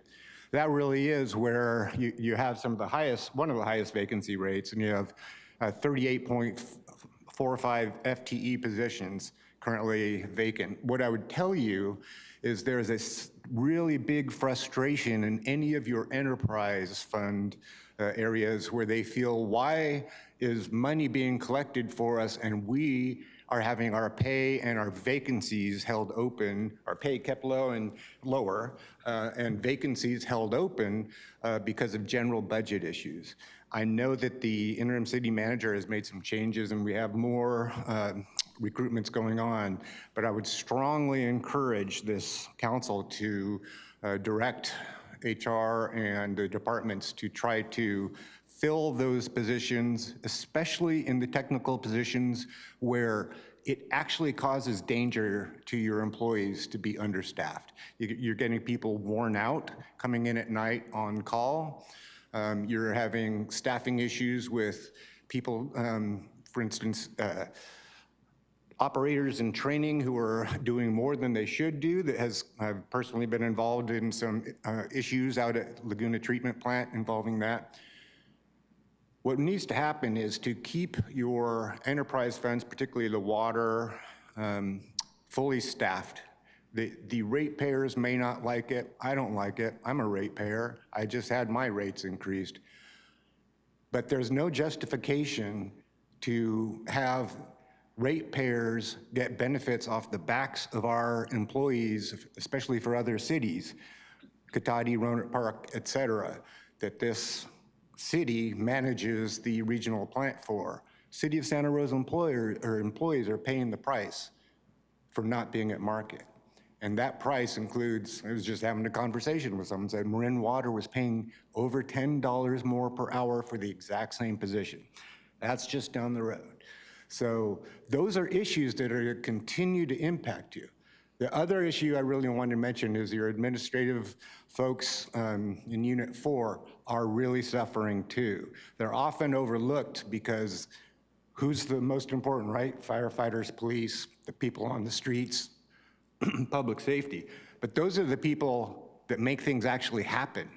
Right now in police, the administration, the admins are being cut and reduced. Just had another person announce retirement. And I will say, I believe it's because of some of those staffing issues. Civilian staff at police needs just as much support and staffing as the police themselves. I was a deputy district attorney. I worked at that office for 16 years. I cannot tell you how important those evidence techs are, the people who drop off discovery. We had an incident recently where Santa Rosa did not deliver their discovery, the criminal reports as required by law, to the courts in time. That is a big issue. That is a discovery violation that the district attorney has to explain, but that was a city of Santa Rosa staffing issue. We need to get that dealt with. I am here as Teamsters to also say, we support you 100% in revenue, if what you can do to generate more revenue, and that includes not just taxing more, but generating revenue through things such as music events. I was pointing out at a recent meeting that right a block or two away from here at the Sonoma County Museum 2 weeks ago, you had a packed house for the, it's a museum show on the history of punk rock in Sonoma County, which was an amazing scene. I was part of it. And victim's family played right over here. The crowd was incredible. I was part of that crowd, and I went out to dinner in the city of Santa Rosa on a Friday night. Not planning to, but that event happened. I went and spent a bunch of money. I would say there were 500, 600 people that left there walking out to go eat at City of Santa Rosa restaurants. That's a lot of tax money. You have a great music and art scene. You already have very good systems going on to generate that, but this city needs a music festival, another one. You have the fairgrounds here, which is an incredible venue that could house something like Bottle Rock, where I will be in a week and a half, spending a lot of money with a lot of other people in Napa. So I know the Bottle Rock folks canceled the La Onde this year. Let's move it to the fairgrounds. You have a great venue for that. Let's bring in that kind of thing, bring in revenue, then we can pay our employees, right? We can support our local people and keep them from becoming homeless, right? That's the main thing. People need jobs. So the last thing I wanted to really hit on, because this is something we can talk about pursuant to this law, is your policies and how they affect the vacancy rate here. I won't mention a name, but I know a specific person and a number of people actually who are affected by mistakes in your payroll, where your confusing payroll policies caused your payroll department to give people raises bigger than they should have, and then say, hey, that's a gift of public funds, you need to pay us back. Well, your employees already spent that money. They didn't have extra money. They can't pay that money back. And the answer is, well, it's a gift of public funds. We can't do that. Then don't make a gift of public funds in the first place. It is illegal. So I am asking this council to direct the city staff to meet and confer with the unions on the issue of updating all of your policies, but primarily the payroll policies and your personnel policies and rules. Some of them are very archaic, some of them are very punitive to employees, and your own managers can't even properly interpret them without making errors. I've been pounding that, as I'm sure your HR staff will share. I have been pounding that table issue for probably 3 years now, that has to be done. I'm proud to say we've completed all the first meetings on the class and comp. That has been a major, major overhaul. We've done, I think, incredibly good work together. There's still a little bit more work to finish up. That's a huge improvement, I think, that is going to change the vacancy. I'll close with this. The vacancies are as big of a morale issue, if not bigger, especially for units where if they don't have someone next to them working, it's dangerous. It's a problem. Thanks for listening. Thank you, Robert, and thanks to our team for the presentation. Bringing it back to council for questions. Ms. Rogers? Thank you. I did have a question. Can you tell me some of the positions that are in Unit 7 again, technical?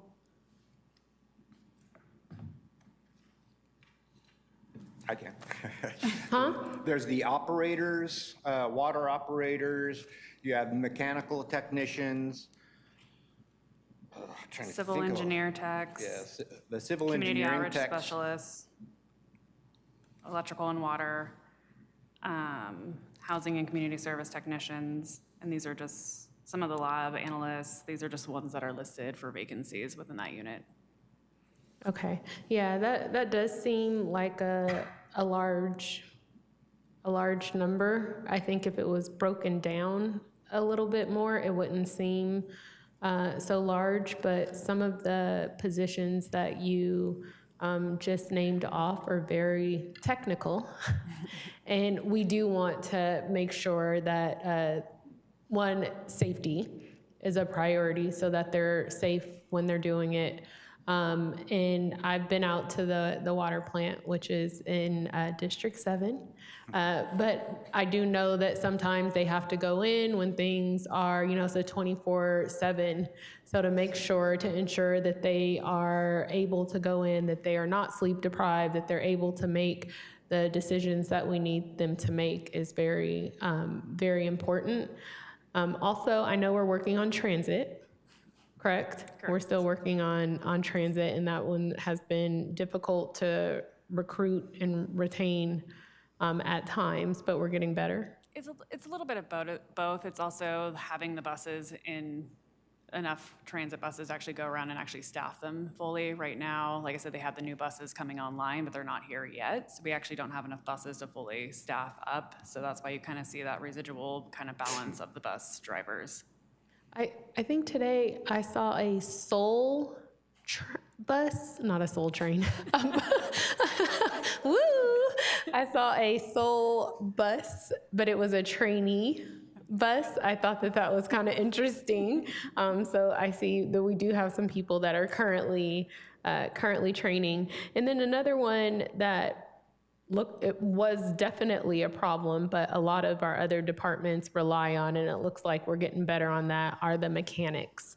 When I first got onto council, I know I went and visited, and they were like, we started off with this, and now we're down to this. So I do know that a lot of the other departments, such as our public safety, depend on mechanics, and it would be great if we can get them fully staffed and that they have all the certifications and things that they need so that we invest in them so that they're able to work on some of the vehicles and things that we have in the city. I learned in visiting them that is a complaint that they have, is that they may only have one person that can do a certain something.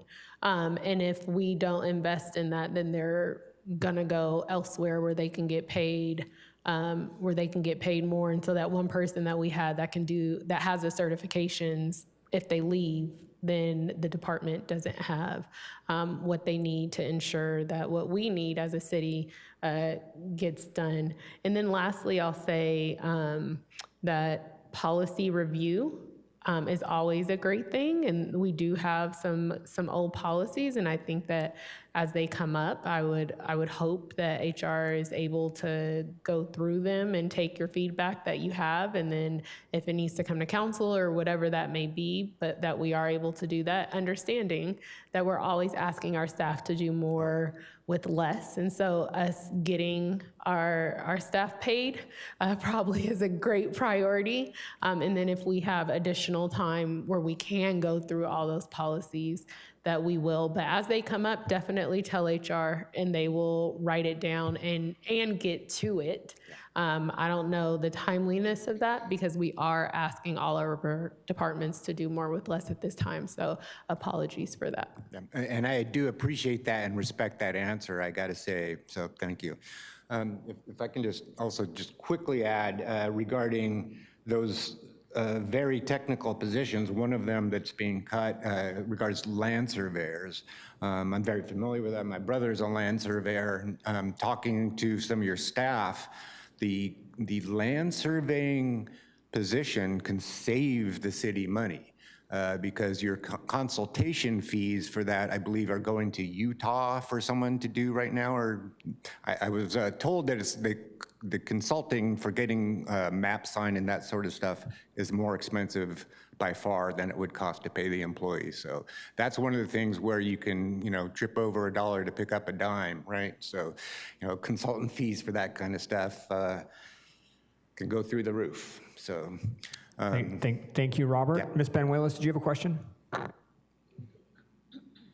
Sorry. Thank you, Mayor. Thank you for the presentation. Thank you for all the information. I just was wondering, I think you mentioned that we know we have a freeze, but it's a soft freeze. I think that's the term.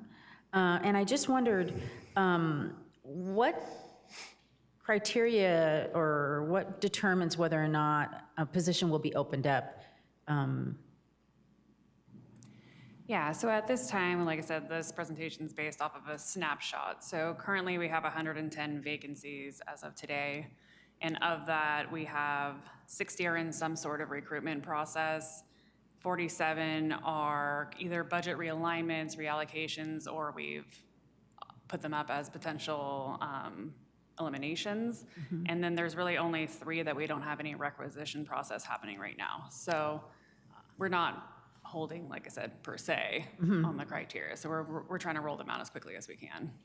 Okay, thank you. And so along that line is, in this economy, and I don't have a sense really because they're saying many people are not moving because they're afraid to move in this economy. So is recruitment an issue? I'll take it, and then if you want to jump in. Yeah, so right now in our recruitments, we're actually getting a lot more candidates than we have in the past. So our recruitment numbers have definitely gotten up, and we might even get to the point where we're going to have to actually have cutoff dates or cutoffs to a certain amount of positions, where before we would have continuous recruitments or we weren't getting the applicant pool that we needed. So we are seeing a shift.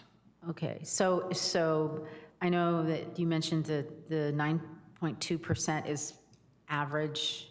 Yeah. I guess, for lack of a better word, Yeah. or what we find generally. Since you are getting lots of applicants, which I think I guess that's a good thing, is the goal right now, again, in this economy and with our restrictions, to still try to fill some of those positions? Because I know, as Councilmember Rogers said, we want to make sure that folks, that our folks, we're already asking our folks to do more with less, and we know that. And of course, we're, I think, concerned about burnout and morale and all those issues, and then that goes to retention. So I'm just wondering, and I know you're under a lot of strain also. I recognize that and I respect that. So I'm just wondering what direction are you getting at this point in terms of trying to address all of that? Yeah, so I think that, with any agency of our size, we're here, we're people, right? That's how we offer our services to the public. Yeah. And so you're gonna always kind of have this revolution of 9, 10%, because people are promoting, people are moving, people are retiring. Like, it's just that kind of continuation of that number.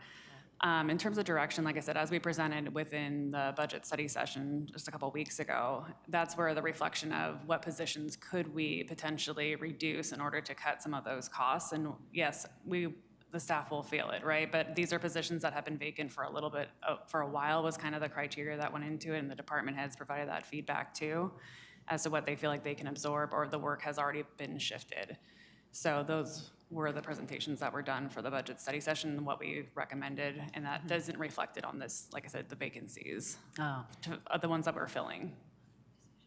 If I could add through the mayor, some of these vacancies have been building over the course of time as we've been uncertain about the future of our budget situation and how we're going to address it. So the direction to the Human Resource Department has really been recent over the last month or two to start filling the vacancies that we felt we were in the clear to go ahead and do so. And so the numbers that you may be seeing at 110 current vacancies might not be as consistent that way moving forward as we continue to go through the recruitment process on a more consistent basis. So I think the HR department is working very hard to try to catch up in some of the preparations we had for the upcoming budget. Thank you for that. Thank you. Thank you, Ms. Banuelos. Ms. McDonald? I just want to, thanks for the presentation and for your comments tonight. One thing that I want to talk about is something that Councilmember Rogers said to give some direction on around review of our policies. It's also my understanding that if there was an overpayment in payroll, that is considered a gift of public funds, and so it has to be paid back. I know more of my background has been in schools, and it just actually happened to my son. That's a vice principal where he was overcharged for benefits, and he has to pay it back over time. But I think it's important for council to have clarification on what the law states for that, so our employees also know where's our accountability when there is an error, and then how do we thoughtfully do that with our employees, because if there's an overpayment, most people can't say, I could pay it back in a month or two, the money's gone. So I think that those are policies that we should be reviewing. I'm gonna say based on some of our outdated policies that have come before council over the last 4 years, that would be a priority for me to have that specifically reviewed around personnel, if that's a direction we can go in tonight. The other question that I have is, when we look at the vacancies, and I know Mr. Maddox brought up the surveyors, I know I've said it in budget many times. Have we done the crosswalk of how many contracted services we have for outside, and then the difference of bringing people in-house with our unfunded liability and CalPERS? We've always been told it's cheaper to go out, but I still think that with the rising cost of contracts, it's something that we should go back and look in HR closely, specifically on technical positions, that is it actually more to contract with someplace in Utah versus having somebody in-house? So those are things I think as we dive into the budget, and unfortunately when you get cut down to very little left in our budget is when you get to focus on those harder questions on, is it cheaper here and there, and there's more time because there's actually nothing more to cut. So I think those are all great points that were brought up tonight, and I appreciate the work that you're doing for filling vacancies, and really just to our employees for all the work they continue to do with fewer people and fewer resources. Thanks. Thank you. With that, let's actually open the public hearing here. Are there any members of the public here who wish to make comment? Seeing none, we'll close the public hearing and we'll bring it back to, I believe it's Ms. Banuelos for a motion. Any final discussion? Thank you. Let's see, I move to receive and file a report on status of vacant positions and recruitment and retention efforts in compliance with Assembly Bill 2561. Second. A motion and a second by Ms. Rogers. Any final discussion? Ms. Rogers? Not final discussion, but I would like, don't be laughing at me. I would like to thank the HR team, because I know we only have 2 employees and we keep you guys very, very busy, just with our 2, not to mention with all the other staff that we have in the organization. So thank you very much for all that you do in helping us to maintain our staffing levels and everything else that falls under your purview. So thank you so much. Agreed. With that, Madam City Clerk, we can call the vote. Thank you, Mayor. Councilmember Rogers? Aye. Councilmember McDonald? Aye. Councilmember Fleming is absent. Councilmember Banuelos? Yes. Councilmember Alvarez? Aye. Vice Mayor Okrepke? Aye. Mayor Stepp? Yes. Let the record show this passes with 6 affirmative votes. Thank you. Thank you both. Thank you, Dominique. Thank you, Robert. With that, we're gonna jump around a little bit. We're gonna go back actually to our consent items, and hopefully allow a few more staff to head off to bed. So let's see. We have items 13.1 through 13.4. Are there any questions? Anybody wish to pull any items this evening? Seeing none, I'll look to the Vice Mayor for a motion. Oh, yes, public comment, apologies. Any members of the public wish to comment on consent? Seeing none, all right, now I'll bring it back to the Vice Mayor for a motion. Move to approve consent items 13.1 through 13.4. Second. All right, we'll give that to Ms. McDonald. So motion by the Vice Mayor and a second by Ms. McDonald. Madam City Clerk, you can call the roll whenever you're ready. Thank you. Councilmember Rogers? Aye. Councilmember McDonald? Aye. Councilmember Fleming is absent. Councilmember Banuelos? Yes. Councilmember Alvarez? Aye. Vice Mayor Okrepke? Aye. Mayor Stepp? Yes. Let the record show this passes with 6 affirmative votes. Thank you very much. All right, Dina, you're next up. We're going to jump ahead then to item 15.1, our report on SB 707 and related council actions. This has been the one that everyone's been waiting for tonight. Everyone, you take your time, you settle in, and you walk us through this item, because we are here for it.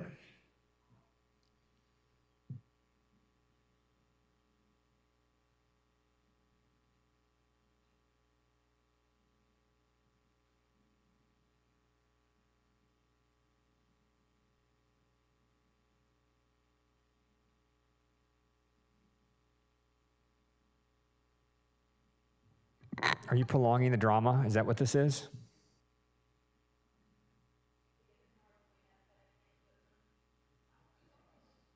This feels like SB 707 in action already.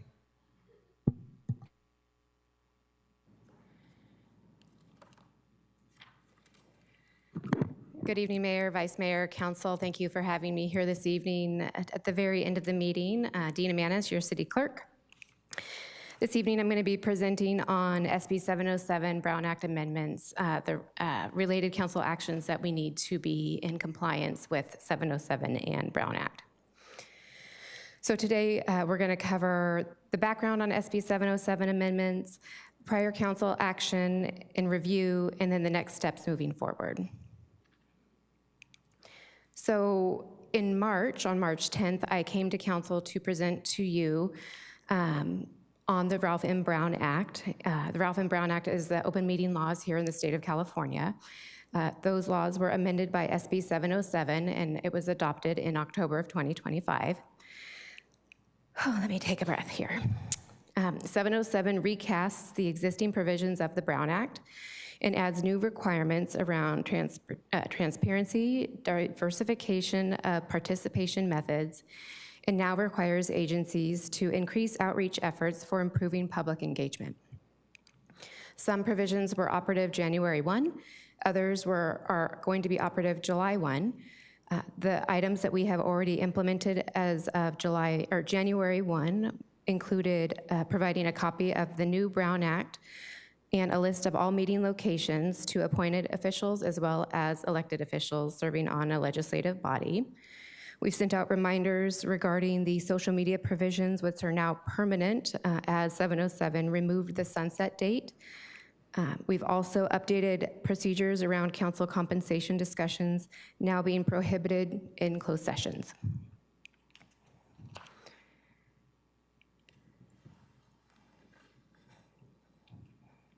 Prior council review and action to date. So like I mentioned, on March 10th, 2026, we held a study session to review the critical components of SB 707, and council gave direction to come back with the actions required to become into compliance. On April 21st, council adopted Council Policy 76, related to entitled Request for Remote Participation Accommodation for Legislative Body Members with Disabilities.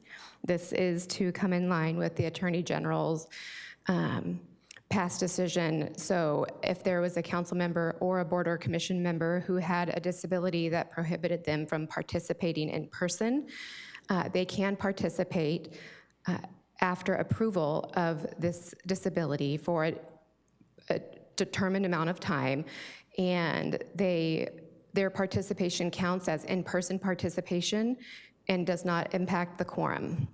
So this is just a council policy that memorializes that. Additionally, council repealed Council Policy 34, Citizens' Public Appearance and Addressing the Council on Agenda Items, as that item and that policy has been now incorporated into our open government section of City Code and into the City Council Manual of Procedures and Protocols.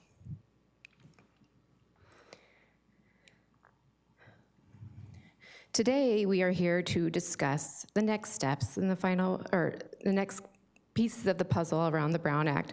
And we need to amend the City Council Manual of Procedures and Protocols. We are required to adopt an internet and telephonic service disruption policy for City Council meetings. We, upon our research, determined that the council policy on citizen participation needs some updating. And lastly, our staff is recommending to introduce an ordinance to amend certain sections of Santa Rosa City Code related to open government. And all of these actions are to come into compliance with state law and then related operational and procedural alignment.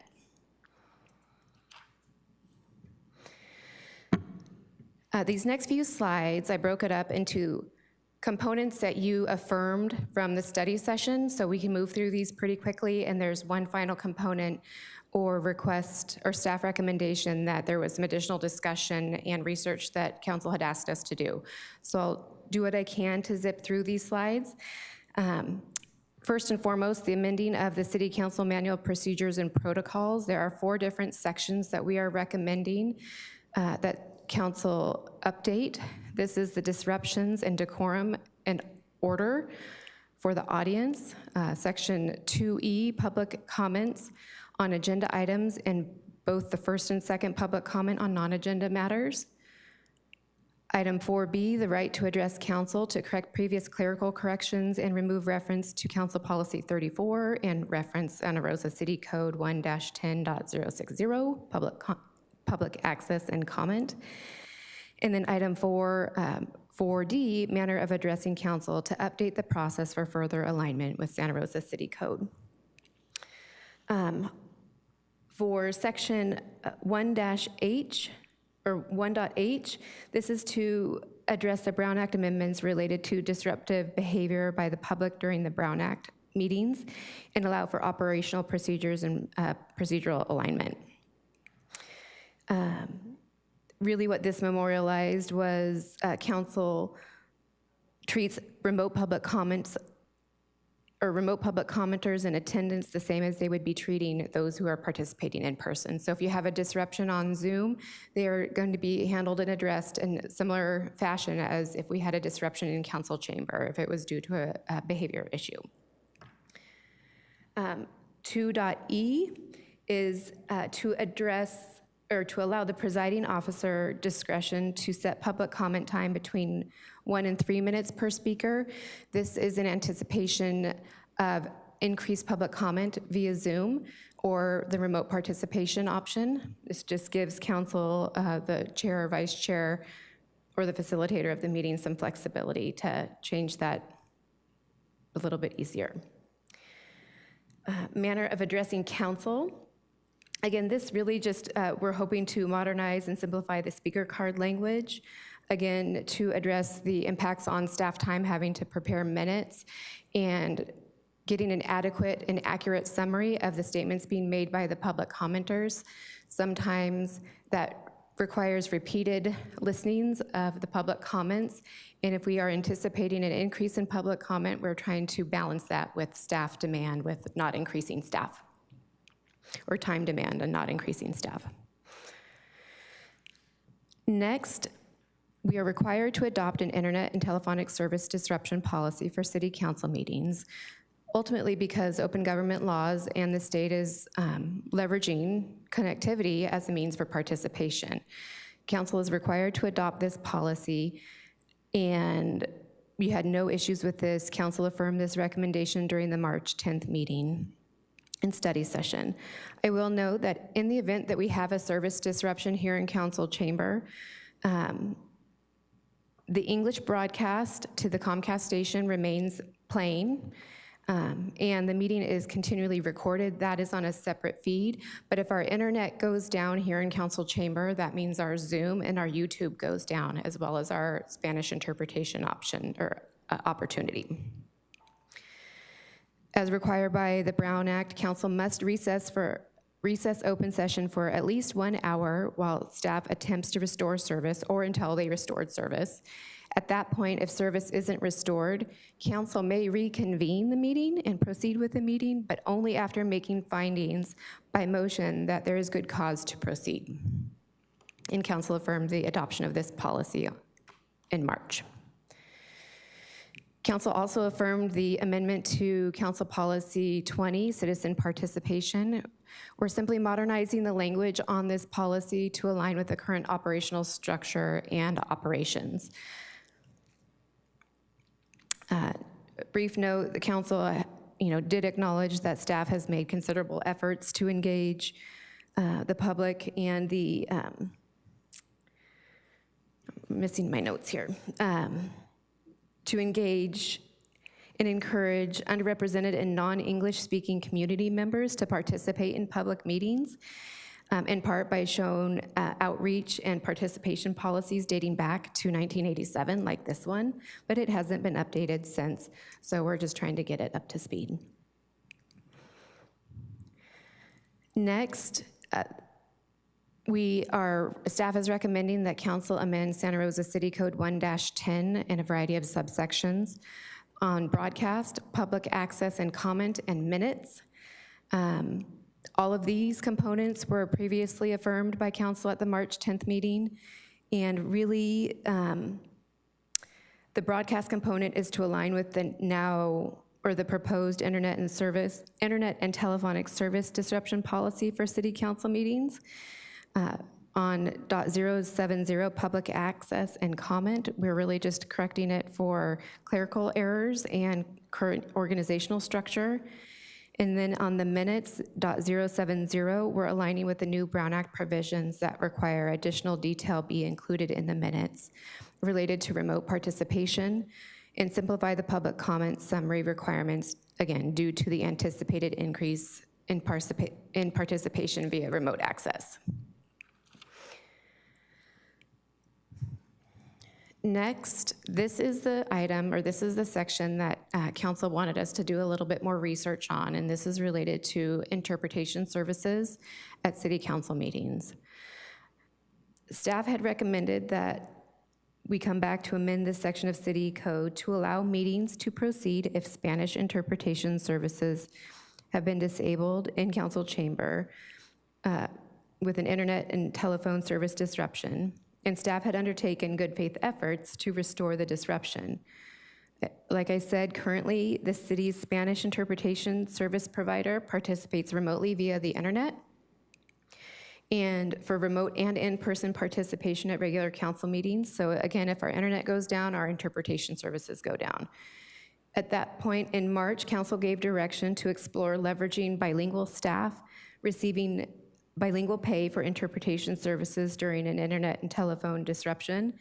Human Resources evaluated this option and determined it would not be appropriate for city staff to provide occasional interpretation services at city council meetings for the following reasons that you see up on the screen. Interpretation is a specialized certified profession requiring specific training and licensure. Assigning this work to existing staff raises compliance, quality control, and liability risks if information is misinterpreted. Adding interpretation duties would fundamentally alter the scope of the affected positions, which would require then new job classifications, recruitment standards, and pay ranges.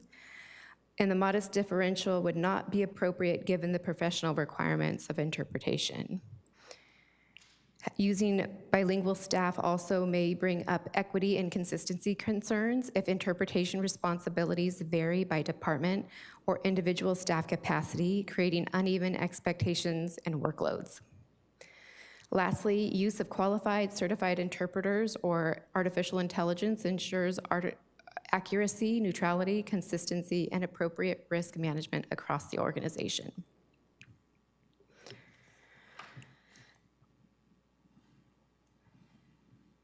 And to be clear, our disruption history is not extensive. In the last 5 years, we've had one internet service disruption. That was just this last fall. IT resolved it in 2 hours. And since then, IT has also implemented some secondary backups. So if one internet service provider goes down, we can flip over to another service provider. So we have learned from the one time it happened and have tightened up the ship.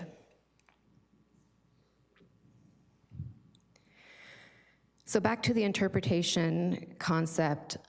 Staff has strengthened the recommended amendment language for interpretation to provide guardrails against excessive use of the interpretation exception, and the amendment as it is currently drafted now recommends that council may reconvene the meeting without language interpretation services to hear any remaining time-sensitive items on the agenda. Both the Santa Rosa City Code .030 of the Open Government section and the proposed Internet and Telephonic Service Disruption Policy for City Council also include communications and outreach requirements that the Communications and Intergovernmental Relations Office will provide in English, Spanish, and any other languages that come on board as required under the Brown Act and our city code related to actions taken by council during those meetings where interpretation services have been disrupted due to an internet and telephone disruption. CERO will have discretion on communication and outreach methods, but should include a brief summary of what happened and what action was taken and share it across various communication platforms like GovDelivery or the equivalent social media platforms in the City Connections newsletter. Therefore, the city clerks and the city attorney's office recommend that the council, by 3 separate resolutions and 1 ordinance, amend the city council manual of procedures and protocols, adopt the city council policy entitled Internet and Telephonic Service Disruption Policy for City Council Meetings, amend City Council Policy 20 entitled Citizen Participation, and introduce an ordinance entitled Ordinance of the Council of the City of Santa Rosa to amend Chapter 1-10 Open Government, Sections 1-10.030, 1-10.040, 1-10.060, and 1-10.070. And with that, I'm happy to answer any questions for you this evening. Madam City Clerk, thank you.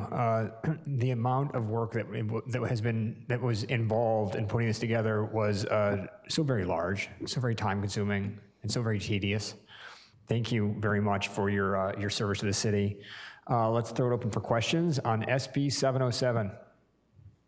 Come on, folks. Fine, I'm gonna ask one.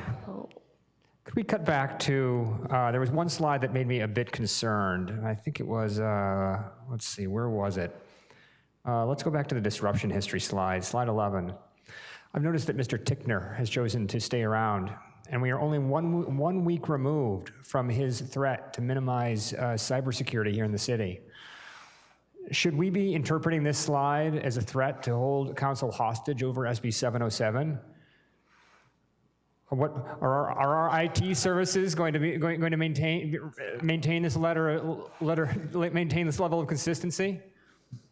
Mr. Tickner, please, either podium is fine. We just want reassurance that our IT services are going to maintain the same level of excellence going forward, given the potential impacts on our lifestyle.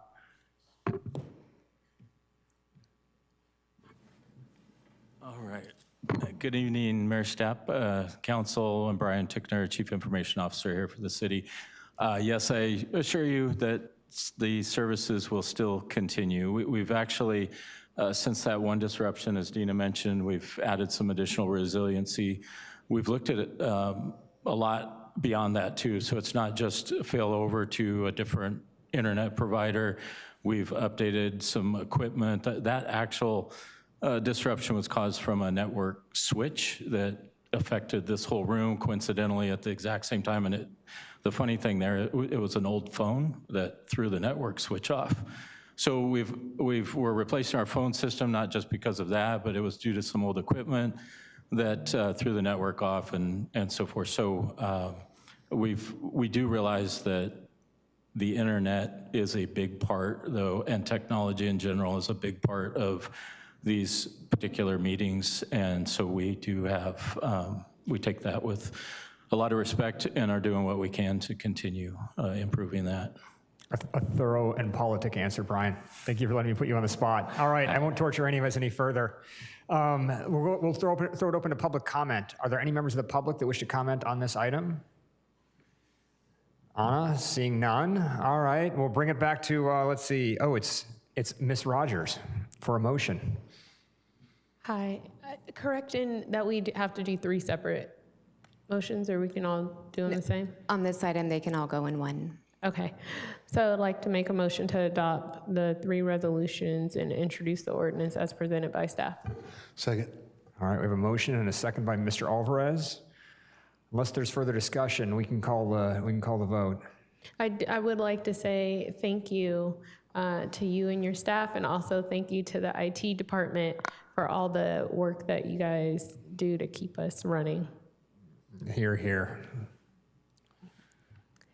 Councilmember Rogers? Aye.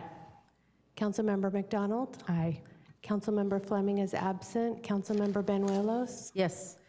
Councilmember Alvarez? Aye. Vice Mayor Okrepke? Aye. Mayor Stapp? Yes. The motion passes with 6 affirmative votes. Thank you very much, and a sincere thanks to both of you. Dina, this was a ton of work, so thank you for getting us through it. Thank you. There's more to come on the staff side of internal procedures and protocols that we will be implementing to support all of these items that you have just approved. I'm sure, and we can thank our former colleague, Assemblymember Rogers. We should have a memorial plaque, a dedication plaque to him somewhere down in the IT room. There we go. All right, thank you both. All right, now the true test of how much my council colleagues want to get home. We're going to move on. We're going to go back to item 11, mayor and council member reports. Who would like to, of course, Ms. McDonald, lead us off. And Anna, you can move closer to the front if you want to hear Ms. McDonald more easily. Thank you, Mayor. It's actually my pleasure that I get to introduce Georgia Meisler. She's a renewable energy and infrastructure project manager with decades of experience in guiding complex public and private utility initiatives from concept through execution, building on a Master of Public Administration degree from San Diego State University. She's led many projects spanning public infrastructure, finance, electrical and water system planning, environmental permitting, and long-range policy development. She's very excited to bring her experience to the City of Santa Rosa's Board of Public Utilities and to contribute to the successful planning, coordination, and build out of critical utility projects that strengthen community resilience and support long-term regional growth. And so I'm very thrilled to be appointing her to the BPU Commission today. Excellent. Thank you. Ms. Rogers? Thank you. First, I would like to say that I attended the Exchange Bank welcome reception for our Sonoma County new executive, along with Mayor Stapp and City Manager. I also met with the Santa Rosa Manufactured Homeowners Association, which I was able to get a lot of feedback, which I will be discussing with interim city manager. And then I wanted to invite everyone out to the Memorial Day event that will be at the Santa Rosa Memorial Park, 1900 Franklin Avenue. Being sponsored by Expressioso's Keeping Veterans Local, Marine Corps League, Heart and Armor, and Vietnam Veterans of America. Redwood Empire Chapter 223, where we will honor the service members that we have lost. So that will be Monday, May 25th at 10 a.m. The program will start, and volunteers are always needed as early as 6 a.m. to set out all the flags that we put at all the grave sites. So if you are itching to volunteer, we'd love to see you there. And then lastly, as public servants, I know we give a lot and we are away from our families a lot. So I wanted to take the opportunity to wish my now 15-year-old, Jalen Rose, a very happy birthday. I love you, Jalen. Thank you, Ms. Rogers, and happy birthday, Jalen. Mr. Alvarez. Thank you, Mayor. I want to take a moment to address an incident that happened outside of the Cinco de Mayo festivities a couple days ago. And I don't say often, but this one definitely made me pause. This is an incident.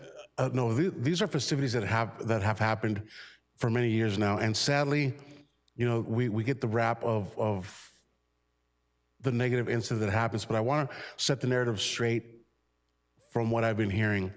And that is that the perpetrators are not from Roseland. Had they been from Roseland, they would understand what great things are happening in the community, how we are one of the fastest, if not the fastest growing economic districts of Santa Rosa, if not Sonoma County and beyond. Nor do they understand the great collaboration that's happening between our law enforcement and the residents that make up Roseland. And I believe the quick apprehension of these suspects attests to that. So for me, I want to set the record clear.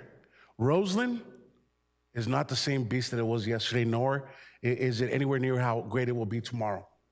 I am from Roseland, I am proud, and sadly, we have our president, school board, Ana Diaz, and I, who are mere feet from the shooter. But it's a definitely reminder of the narrative that we are still combating, but it is not the Roseland of today. And I want to set that clear. Thank you. Thank you, Mr. Alvarez. Vice Mayor. Two quick things. At SCTCA yesterday, we finally passed the coordinated claim, so that is now in place, and funding can be put in place for the mascots program, aligning transit for City Bus, Petaluma Bus, Sonoma County Bus, Smart, Golden Gate Transit, and so on, down through the Northern California area. And then secondly, this morning was the meeting for the Cal Cities Fire Insurance Working Group, and we met. There's some information that has come back for legislation that's going forward and some input. I forwarded that onto the city manager, assistant city manager in Ciro, and they can disseminate it. Or if any of my colleagues want it, I can send it to you directly. Thank you. And with that, we'll throw it open to public comment. Seeing no members of the public remaining, we will close public comment. And we'll move on to item 12, approval of minutes. Were there any edits to, let's see, yes, any edits to the April 21st, 2026 minutes? Seeing none, we will, any public comment? There are no members of the public here, so we will approve the minutes as submitted. We will then jump ahead to item 17.1, where we do have one written communication, our quarterly boards, commissions, and committees attendance report, which is provided for information. Our last public comment on non-agenda matters, there are no members of the public remaining, so we will close that public comment, and we are adjourned. Thank you, everyone.